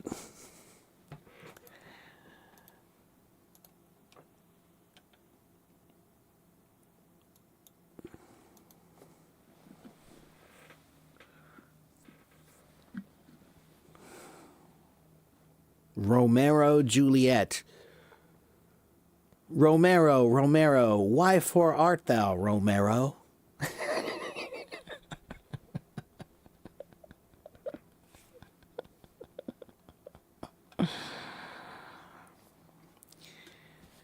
Do I get recognized in public? No.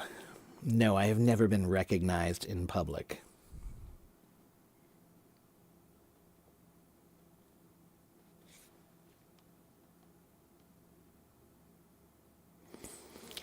I don't know how you can be a teacher and not teach wisdom.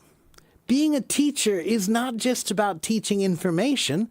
Being a teacher is about helping people become better people. So, if you're in my room, you have to act right. If you don't act right, I won't let you be here. So, part of my job, part of any teacher's job, is not just to tell you the information. It's also to show you the wisdom and to teach you what you should do. You know? So, every teacher should tell you some things that you should do and some things that you shouldn't do. It's not just about information.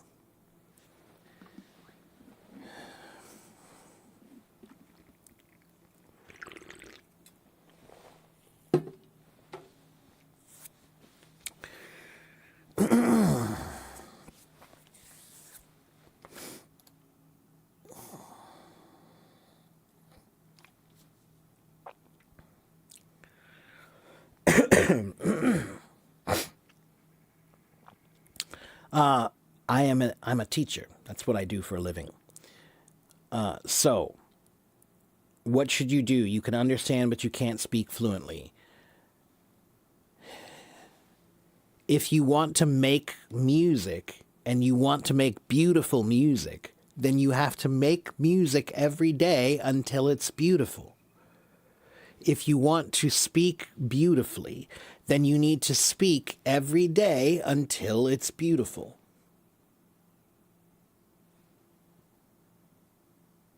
Okay?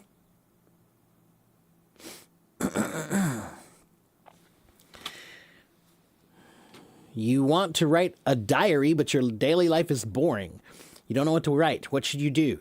Tommy, a diary is not just about what you do. A diary is about what you feel and what you think, and the things that happened to you that affected you, right? So when I write my diary, I don't just write like, today I woke up and had eggs and milk for breakfast. No, I write the things that I feel that are important for that day. Okay? So there's a difference between a log and a journal or diary. Okay? A diary is not just a log. A log is telling everything that happened that day, everything you did. That's a log. Okay? But it's LOGUE, log, like catalog. But this is not a log. This is more of a it's just what is important, or what did you feel, or why do you think something? All right? So a diary doesn't need to be about anything. It can be about whatever. Okay? And if you don't have anything to say, that's because you're not thinking about anything to say. All right? Think. Do I ever drink instant coffee? Not in a long time. Vadim, no. Not in a very long time.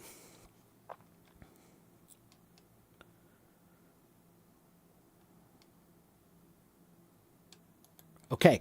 To Penguin and Romero, you both are new.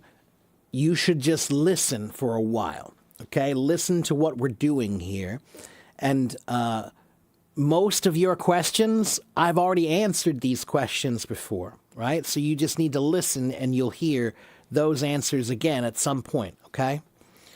All right. What does keep it a buck mean? Where did you see that?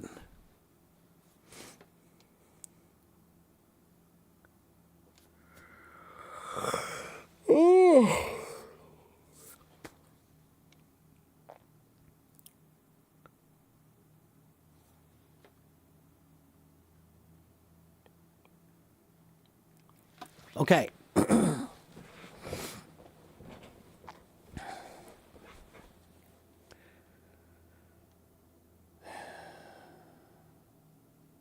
Penguin, you need to start simply. Okay? You cannot have a conversation yet. Just start simply. All right? Simple words are always good. All right? What kind of drink is good for health? Water.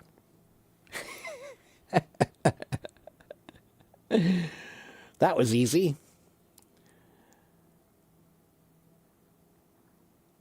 You know that blimey is a popular slang for surprise in the UK. You're wondering what do Americans usually say to express the same thing. Let me see. Is that? I wonder if that's even in my dictionary.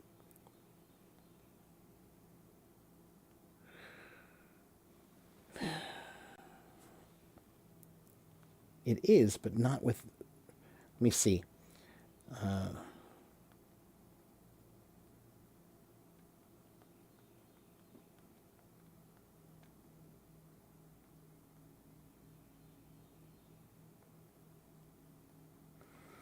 We say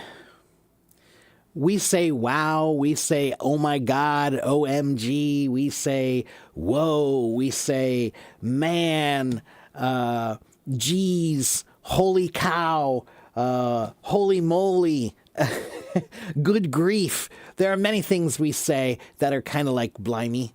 Yeah. Okay.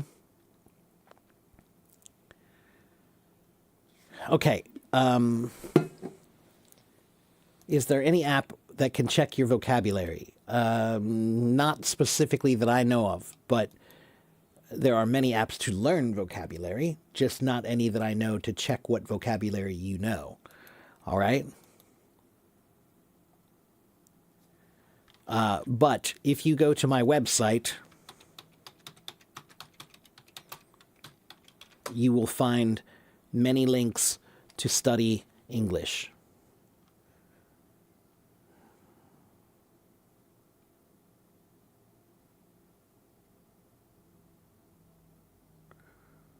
Okay, if you ask a question like, how can I improve my English language? That's not a good question. I don't know you. So I don't know how you can improve your English language. Romero, if you want to ask for help, you need to ask the right questions. You can't just say, how can I learn English? That's too big. Do you have 2 years? Because I need 2 years to answer that question. Okay? So don't ask big questions. Ask small questions. All right? If you ask me a big question, that tells me that maybe you're just lazy because you don't want to do the work. You don't want to think about the questions, so you're going to ask me the biggest question. That doesn't work, all right? Can I say, did you ever been there? No. Have you ever been there? Have you ever been there? Or did you ever go there? Okay? You don't know, I highly advise the movie Coriolanus. I think I saw that movie, but I wouldn't recommend it for learning English. It's a fun movie. It was a cool movie, but I wouldn't recommend it for English. You're confusing cool with effective. It's just because it's cool doesn't mean it's the best for learning. Shadowing is great, but shadowing is only great if you shadow someone great. So, shadowing means I'm going to study you. I'm going to study this person. That's what shadowing means. So that means you have to choose somebody who's good to study. Don't just choose some person. Choose well. All right?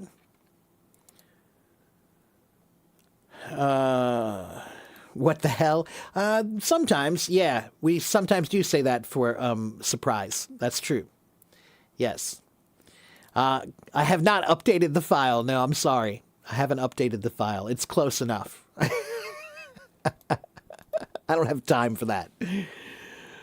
Should you have a girlfriend or focus on your career path? You're 20. Your family isn't well off either. You should have a girlfriend. Because you only get one life. So you need to have the experiences in this life. You're 20, man. Yeah. Go get a girlfriend. Okay? You can't know what you want until you know what you don't want. And sometimes that takes a little trying. You have to try some things.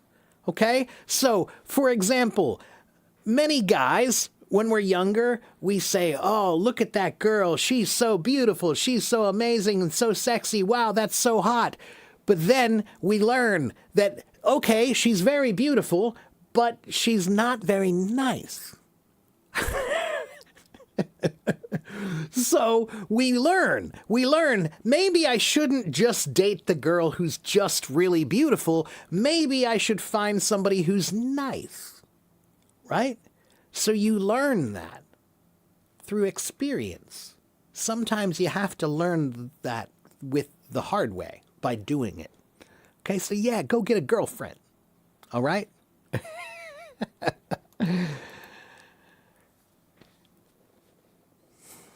One day you're going to write a song, but you can't write a song if you've never had a life. Okay? You can't write a story if you've never lived one.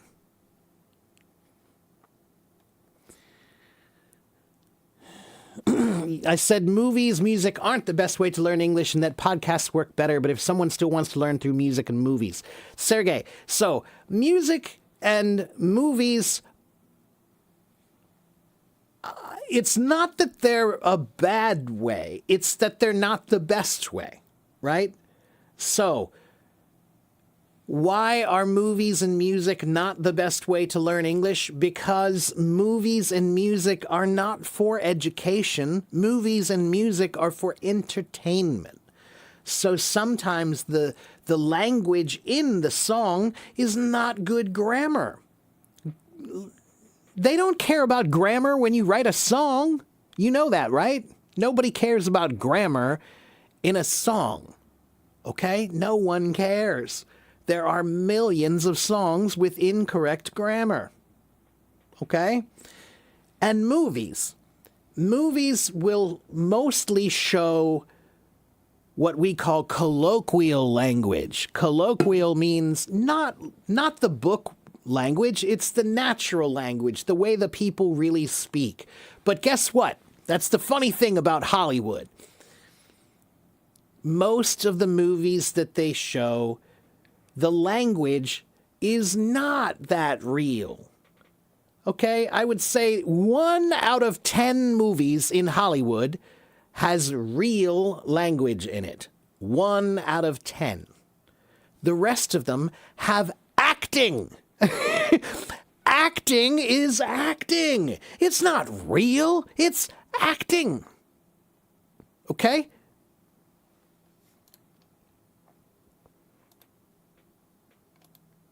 All right.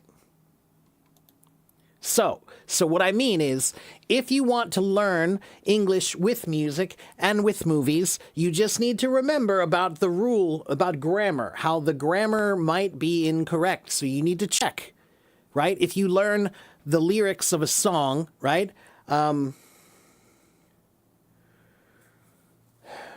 If you learn the lyrics of a song, then you need to look at them and say, okay, well, that's what they wrote, but is it correct grammar? Right? Check to see. Maybe it's not correct. So you can learn from their mistakes. All right. You can do that. Okay? And in the movie, sometimes maybe you'll notice somebody will speak and they'll say something that you know is wrong. It's not grammatically correct. You know it's wrong, you know? All right, so you can learn from that. You can say, okay, they said it the wrong way. What's the right way? Okay? So, and then Sergey, if you want to learn with songs or with movies, you should get the lyrics or get the transcript. So the lyrics is the words of the song, and the transcript is the words of the movie. Okay? So if you want to study the language of a movie, get the transcript. It's free. You can download it, and then you can read the words. You can study the language of that movie. All right? On paper. That's different than on TV. All right? If you look at it on TV, you're not really studying it. But if you have it in your hands and you can circle and make notes, then you can study the language. Okay? Excuse me. Let's see. Next question. What time is it? Wow, it's been 2 hours already. What's the difference between wait and anticipate? Sometimes almost nothing. Let me check something. So wait is an action, but anticipation is a feeling. So to anticipate is a mental state, right? When you anticipate something, it's a state of mind, right? It's like you're expecting something to happen. Expectation is like anticipation. But waiting is just waiting.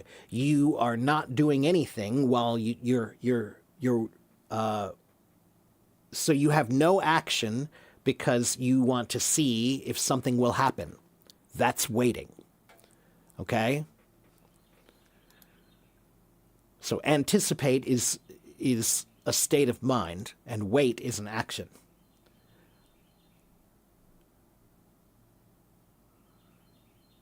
But I have to work and study, and I think I will spend time with her. Okay, you will spend time with her. That's fine.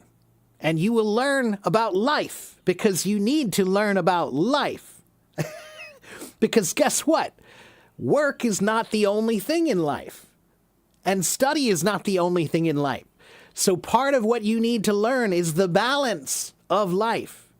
So yes, that's why you need to go have a girlfriend. And yes, maybe you'll like her too much and you'll go spend too much time with her and maybe something will be bad and you'll learn from that. And that will be a good lesson. Okay? Some things you have to learn by doing. All right? And it's not the end of the world. Okay? I have had many girlfriends and I've broken up many times.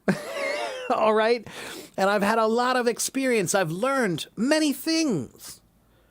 Okay? Life is not just about work and study. Life is about life. Okay?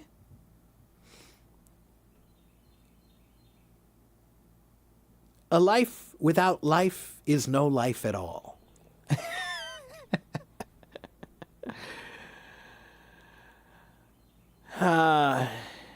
Do I think doing presentations of different topics and recording them is helpful? Yes, absolutely. That's a brilliant thing to do.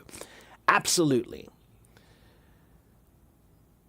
Is it possible to compile all of my tips into a list? So I'm working on a book. But writing a book is hard. So I'm going to try to... I'll see what I can do to keep working on my book, and hopefully it will be done one day, and then all my tips will be in there. All right?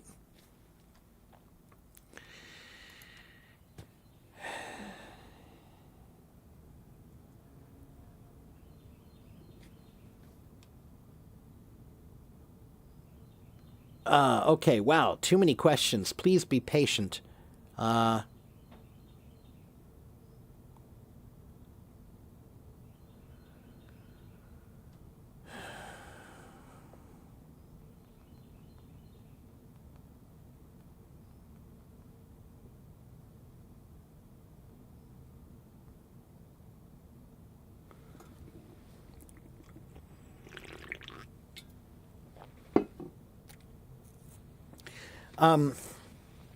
So, where do you use indirect questions? Wherever you want to. Shri. So, I could say, where is the train station? That's direct.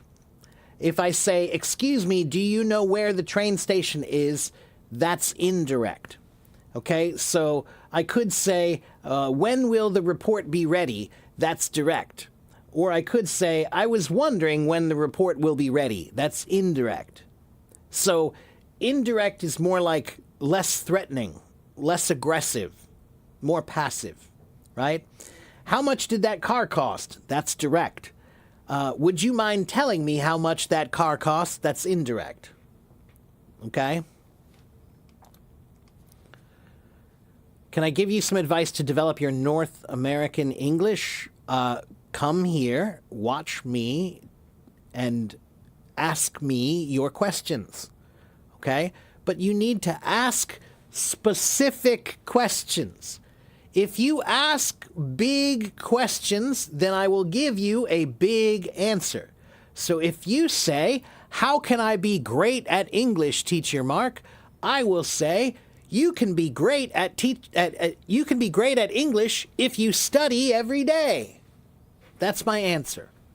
You asked a big question, so I gave you a big answer. All right? But if you ask me a smaller question, then I can give you a better answer. Okay? But there is no... It doesn't help you if you say, how can I be good at English? That's not a good question. You know that. You know nobody can answer that question. There is no answer to that question. Okay? Does the word mate have the same meaning in American and British English? Yes and no. Mate is a word that is used mostly in British English, particularly in Australia. That means friend, right? So in Australia, good day, mate, right? They'll say, hello, friend, right? So in England and in in Australia and maybe in South Africa, I think they will say mate sometimes, and it just means like friend, okay? Do we say that here in America? Sometimes, but not often. In America, we'll usually say something like buddy or pal or, friend or something, right? Dude, hey, dude, hey, what's up, buddy? What's up, guy, pal, friend, whatever, right? So, not exactly. But the word mate can also have a second meaning. To mate means to get together sexually, is to mate, right? That's mating.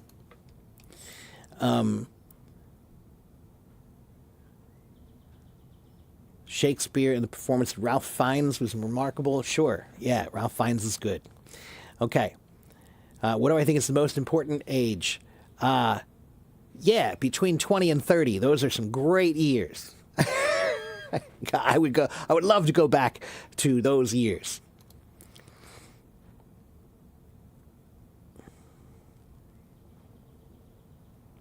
That's right, Vadim. Anticipation is the feeling like something is coming. That's right. Yeah. Okay.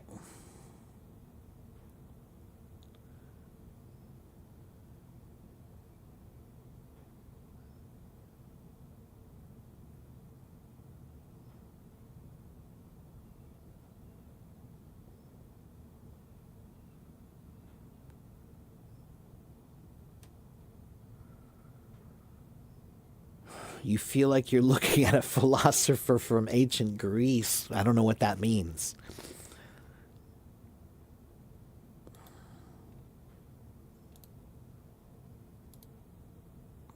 Penguin, if you want to find a girlfriend, you don't have to go out and look for one. All you have to do is make yourself very interesting. If you make yourself interesting and make sure people see that you are interesting, then they will come to you. Okay? So, I play drums. I go play performances when I play drums, and people see me. And many people say, wow, look, that's interesting. He plays drums.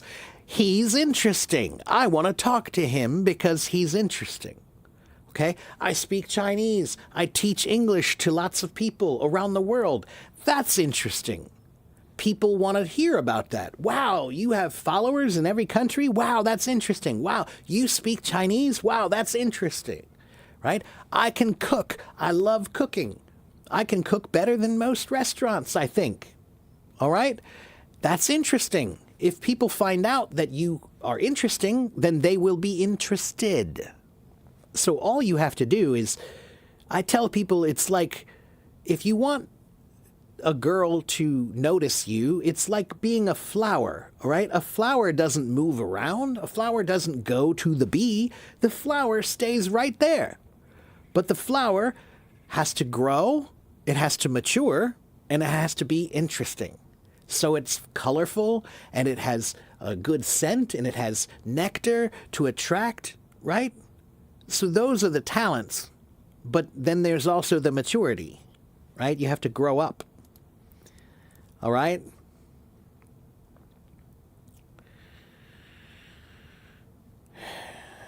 Right. That's what I mean by that COCA rank, those words. I would say the majority of those words are very, very uncommon. Right? Will my book be available worldwide and when? I don't know when, man.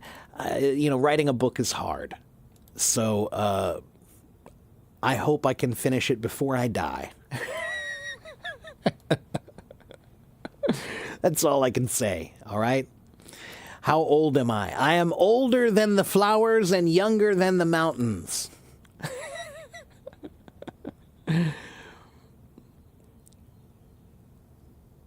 Give us advice about learning North American English.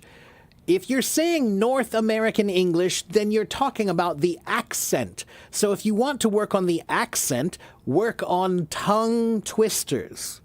Peter Piper picked a peck of pickled peppers. She sells seashells down by the seashore. Red lorry, yellow lorry. Red lorry, yellow lorry. Practice tongue twisters, and you will learn the proper way to speak. Okay? Does memorizing poems help in learning English? Maybe. Maybe not. It depends. Okay? It can be useful. It depends on what poetry you're studying, and it depends on if you understand what you're studying, right? But, Saeed, does memorizing poems or does studying poetry help you learn English? It could. Yeah, it can. But there might be some other things you should do first, right? So if you haven't learned grammar properly yet, then I don't think you should study memorizing poetry yet, right? Focus on your grammar. Make sure you have a basic understanding of grammar, and then you can work on literature and poetry, okay? What's the southern counterpart of friend or buddy? That's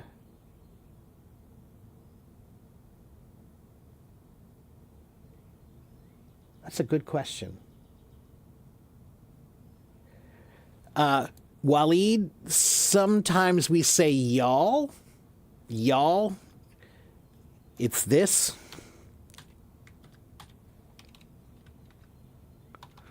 Y'all means you all.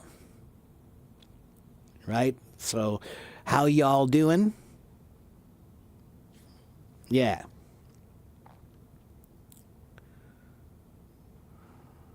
Okay, please be patient.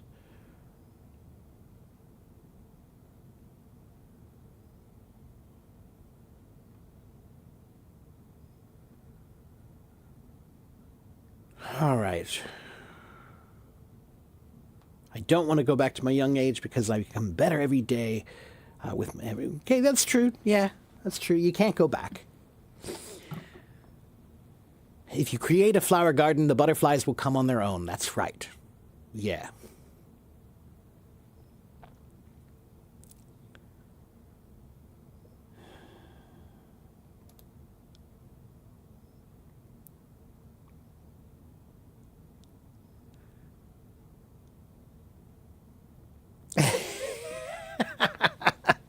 You guys, good Lord. Calm down, all of you. Guys, of course you want a girlfriend. And guess what? Oh my God. Sometimes it doesn't work out. There are, 8 billion people on the planet? And you think that you're going to get together with just one of them and it's going to work every time? No. No, no, no. It's just like anything else in this world. You have to find the right fit. You have to find the right fit. Okay? And that takes time and patience and wisdom. Okay? But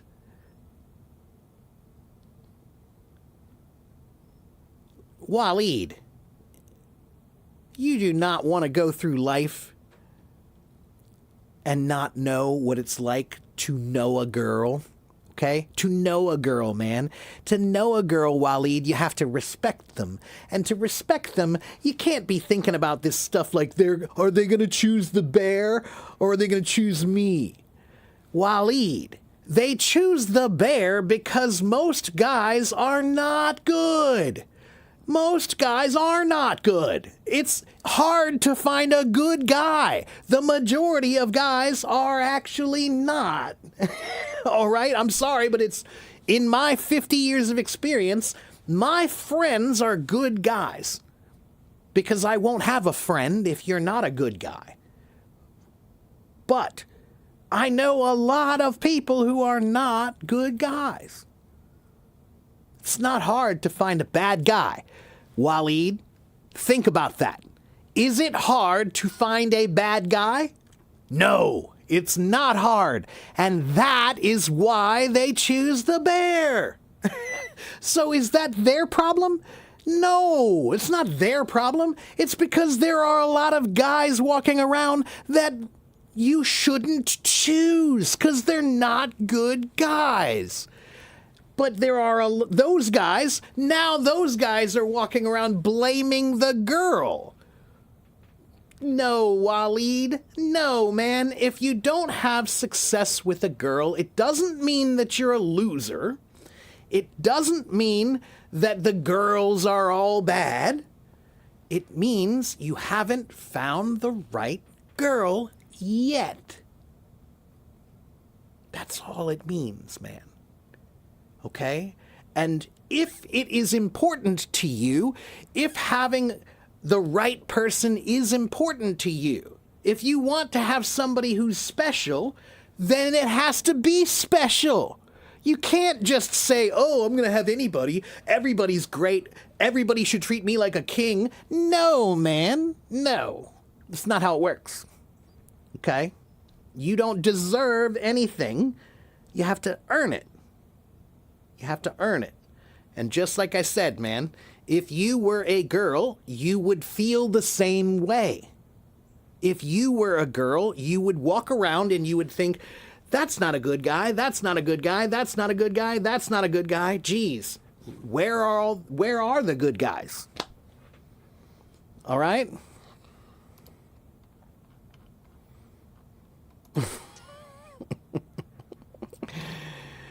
All right.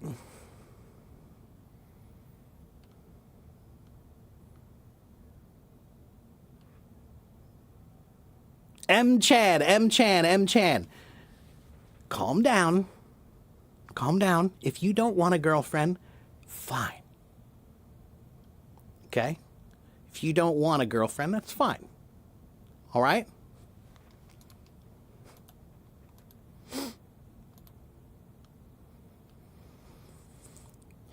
All right.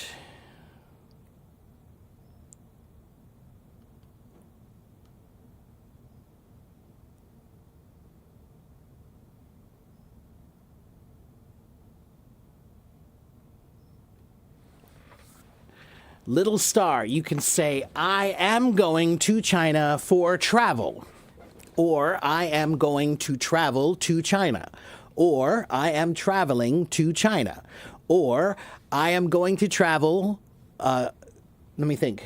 You could say, I'm going to China for travel or for business. Yeah. For relaxation. For recreation. You could say many of those things. Is a relationship the best way to learn a language? No, it's not the best way, but yeah, sometimes if you date somebody, then yeah, that you can get a lot more practice, that's for sure. Okay. I've already mentioned a phrasal verb work on 3 times. Yeah, to work on things. Yeah, to progress into something is to work on it.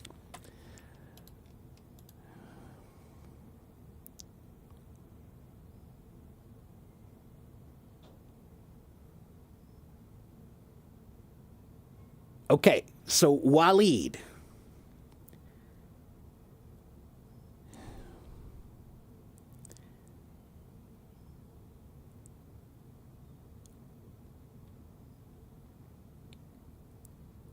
How many times, Waleed? How many times?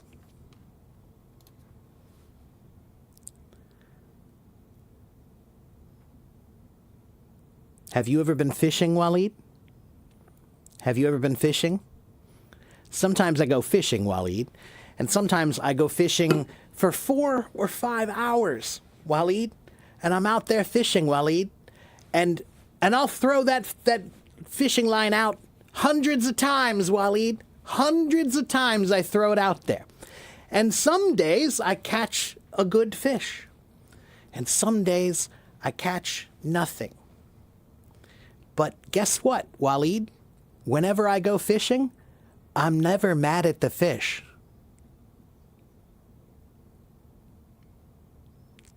Why are you mad at the fish, man?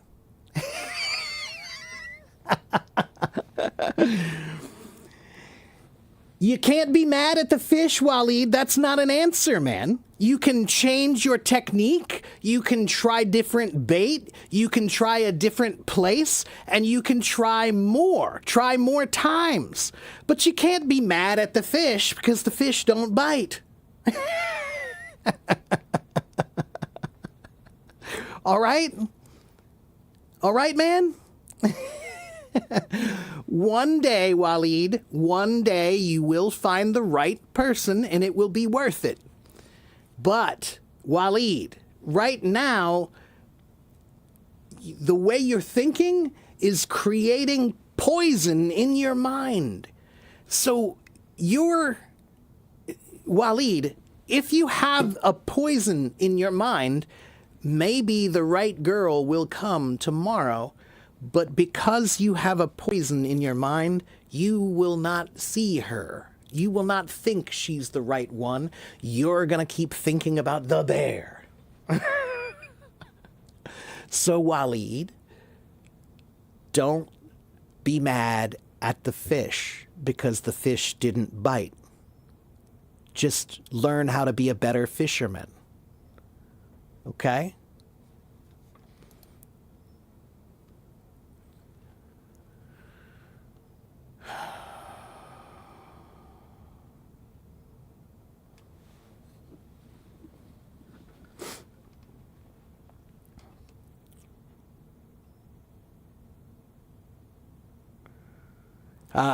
Waleed, I think I already answered that. The meaning of Sin City just means Las Vegas is a place where people go to party. They go to have parties. And when you party, you sin, right? You do a lot of bad things. You drink and you party and there's girls and gambling. That's the Sin City, all right? That's why it's called that. Okay. But you're a woman who's interested in men. Well, then that's fine. But I'm not talking to you right now. I was talking to the lonely guys, all right? So I'm trying to help out some of the lonely men here, all right? If you're a woman who's interested in men, then don't worry, because guess what? You're on the right side of things. All you have to do is sit there and be good. Be a good person, okay? And the right person might come along for you someday, too. Okay? All right.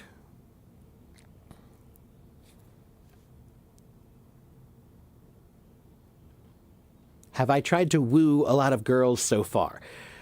Take, I'm 50 years old, and I'm a professional drummer. So I spent most of my life playing music in clubs and bars.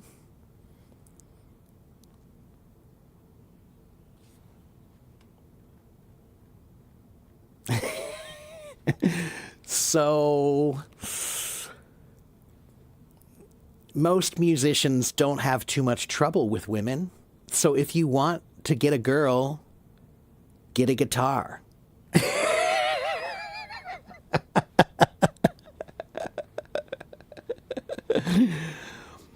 All right. There are also bad women. Sure, there are. There are bad women. Sure, there are. I don't know how we got on this topic. What do I think that the percentage of good and bad guys is? Rodrigo, I think it's probably 1 in 4. It's probably about 1 in 4.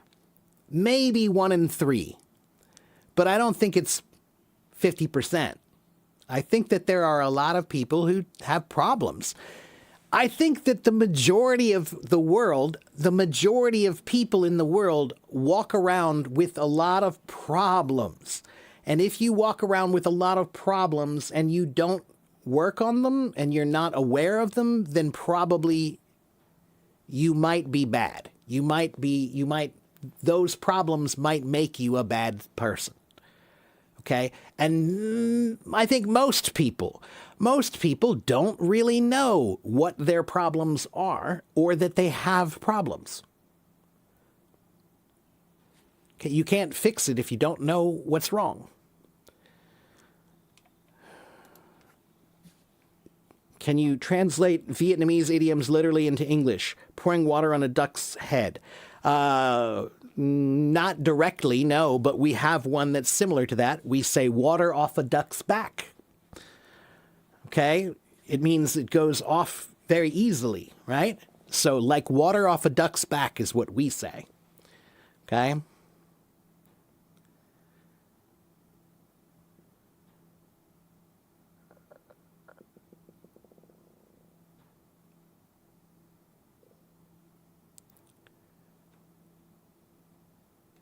Some women are watching the stream while holding their children. So if you have your child in front of this camera, that's your problem, not mine, okay? Because you're not supposed to. You're not supposed to put your child in front of a camera to watch live streams from an adult. You're not supposed to. As a matter of fact, that's what the rules of the app say too. On this app, if you are under 18, you're not allowed to talk to anybody over 18. That's the way the app is supposed to work. Okay? So that's one. Two, this is my room, and I will do anything that I want to do in this room. Three, we talk about many things here. I am an English teacher, but we talk about history, we talk about life. However, I don't talk about anything that I think is weird. I present the world as I see it in this room. And if that's a problem for you, you don't have to be here. So in this room, whatever I do, you have to be comfortable with whatever I do. Because this is my room. Okay?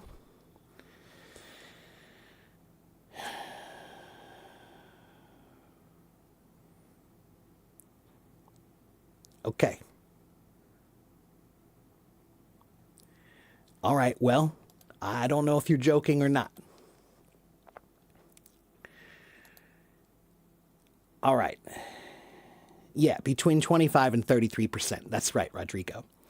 Yeah, Take says I'm going to go buy a guitar tomorrow. Take, I'm telling you, I don't know any musicians that have trouble with girls. I don't know any musician. Take, do you know who Paul Simon is? Have you ever heard of Paul Simon?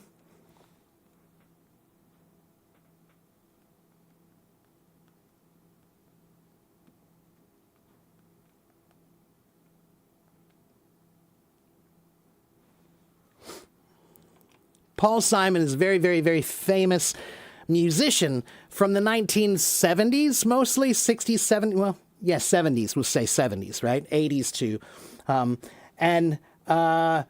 Paul Simon was a very, very, very famous musician, okay?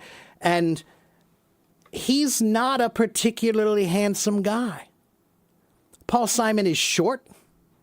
Paul Simon is bald. Paul Simon is not very muscly. He's kind of chubby. But Paul Simon has dated some of the most beautiful girls in the world, women in the world. Carrie Fisher, the woman from Star Wars, Princess Leia. He dated Princess Leia. Edie Brickell, she's a famous singer from the 80s, right? Or 90s, sorry, 90s. Shelley Duvall, although she's not exactly she's famous, but she wasn't exactly a looker. But the point is that if you go look at the music business, you can find a bunch of guys who are not that attractive. They're not super handsome guys, but they don't have any trouble. They don't have any trouble with women because they have a talent. It's not hard. It's not difficult to figure out. They have a talent. They have a skill. They have something that people like. That's all. Okay?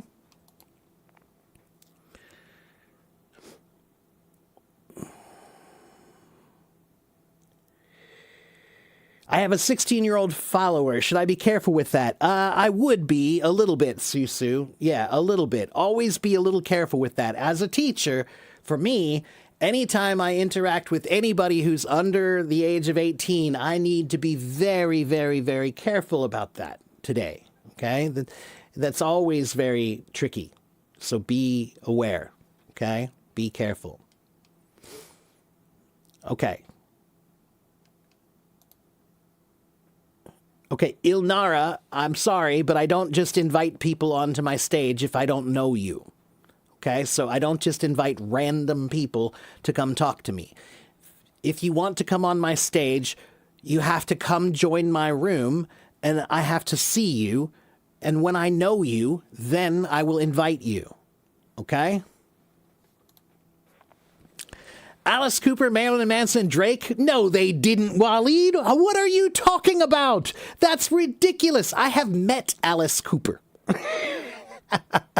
I have met Alice Cooper, and I know somebody who played with Marilyn Manson. All right? I am telling you, Marilyn Manson absolutely had no trouble with any girls whatsoever, ever, ever, ever. That dude is a player. Marilyn Manson's a big player. In Hollywood, everybody knows. Okay? Alice Cooper, are you kidding me, man? Do you have any idea how many girls Alice Cooper had? Do you have any idea, Waleed? No, man. I don't know where you're getting your information, but this is the problem, Waleed. The problem, Waleed, is too much of your worldview comes from false information. So maybe the problem is you're basing your life off of things that are not true that you heard from Andrew Tate or somebody, right? So just because you heard it doesn't mean it's true. All right? I promise you, Alice Cooper, no, man, that dude had ladies all over the place.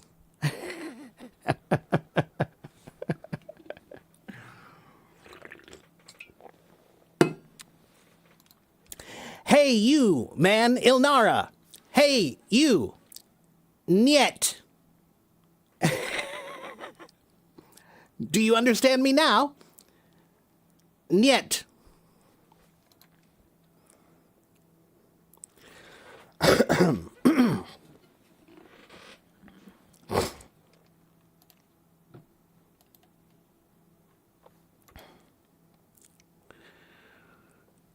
Okay, let's see. You tell me my band. I have a band called Sugar Camp. That's one band that I play in. But I am a musician for hire. So that means that sometimes I play for anybody. Maybe, somebody will call and say, hey, can you come play for us? We need a drummer. And I'll say, sure. I'll learn their music and go play with them. Okay?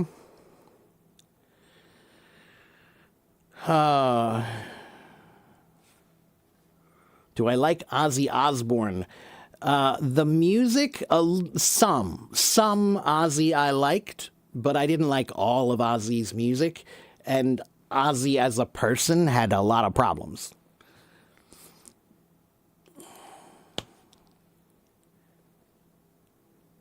That's why they say if all girls cared about was a guy's looks, I'd probably still be a virgin. That's right. Yeah, that's right. And Drake, I mentioned his name at a girl's VR and you got kicked out directly. Yeah, I don't know. I don't know anything about Drake. I've heard his music and I didn't like it. I didn't think his music was good. I know a lot of people think his music is good, but I was bored. Okay. Hello. Welcome to my room. If you are new, no, I will not speak to you. I don't know you. This is my room. You came here to my class. You have to join my class. Okay? Ilnara, hi, I've been here for 12 years. I've been on this app for 12 years. I've been streaming for 5 years. I have a file. Here's my file. Get my file. Okay? Read my file. This is my file. Get the file, read the file, then you'll know everything about me. Okay? But I've been on this app for 12 years. I have 90,000 followers. I'm here 5 days a week. And I'm a real teacher, okay? But because I'm a real teacher, Ilnara, because I'm a real teacher, I don't have time to just talk to random people, Okay? So, if you come here, come with questions and ask me your questions about English, and I will help you. All right? But don't ask me, how can I learn English? That's a lazy question. That's not even a question.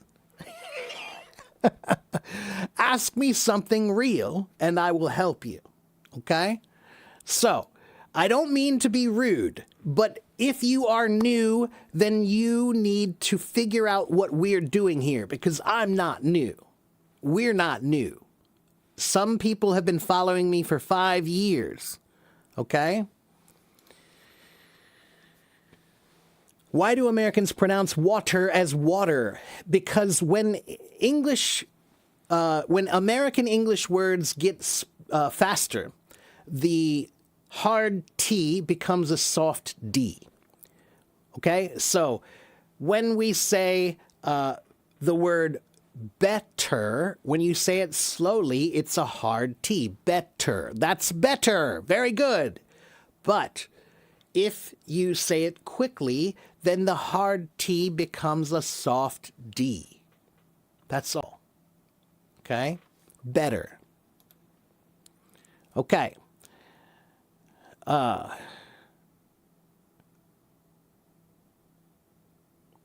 I speak English, I speak Chinese, and I speak drums. Okay, guys, guess what? It's been 2 hours and 39 minutes, and I think that's enough for me today. My butt hurts. I've been sitting in this chair for 2 hours and 39 minutes. I think I need a break, all right?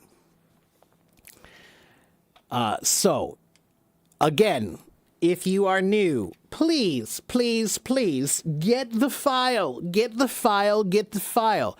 I'm not trying to be rude, but you need to understand that I am here every day, Monday, Tuesday, Wednesday, Thursday, Friday. And there are always about 100 people here. And about 50% or maybe 70% of these people, they come every time. They've been here many times. But every time I do a live stream, there are maybe 20 or 30 people who are new. And you don't know anything about me, and you don't know what I'm doing. I understand that. But I cannot stop to help every single person who says, how can I learn English? How can I learn English? How can I learn English? Can you help me with my English? How can I learn English? No. What I do is I answer questions, but you have to ask the right question, right? Ask me about grammar. Ask me about how to learn present perfect tense. Ask me about how to learn vocabulary in better ways. Ask me about how to improve your pronunciation in better ways. Don't ask lazy questions. A lazy question is like, how can I be good? What is that? What is that? I don't know even what that is. How can I be good? How can I be good at English? I don't know. All right. Ilnara, I am Teacher Mark. Okay? I am Teacher Mark. Yes, I am the presenter. This is my room. I am a teacher. Okay? Okay, thank you very much to everybody who was watching and following. Again, if you get the file is right here.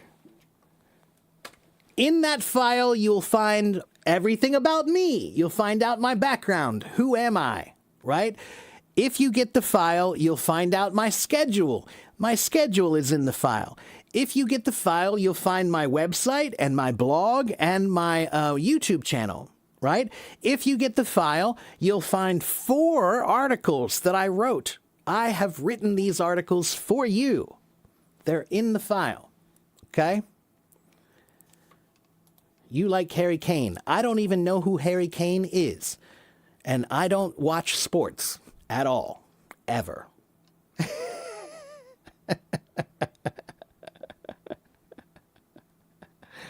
Okay? All right. Have a good morning. Have a good afternoon. Have a good evening wherever you live in the world. And I'll see you guys next time. Okay? Bye.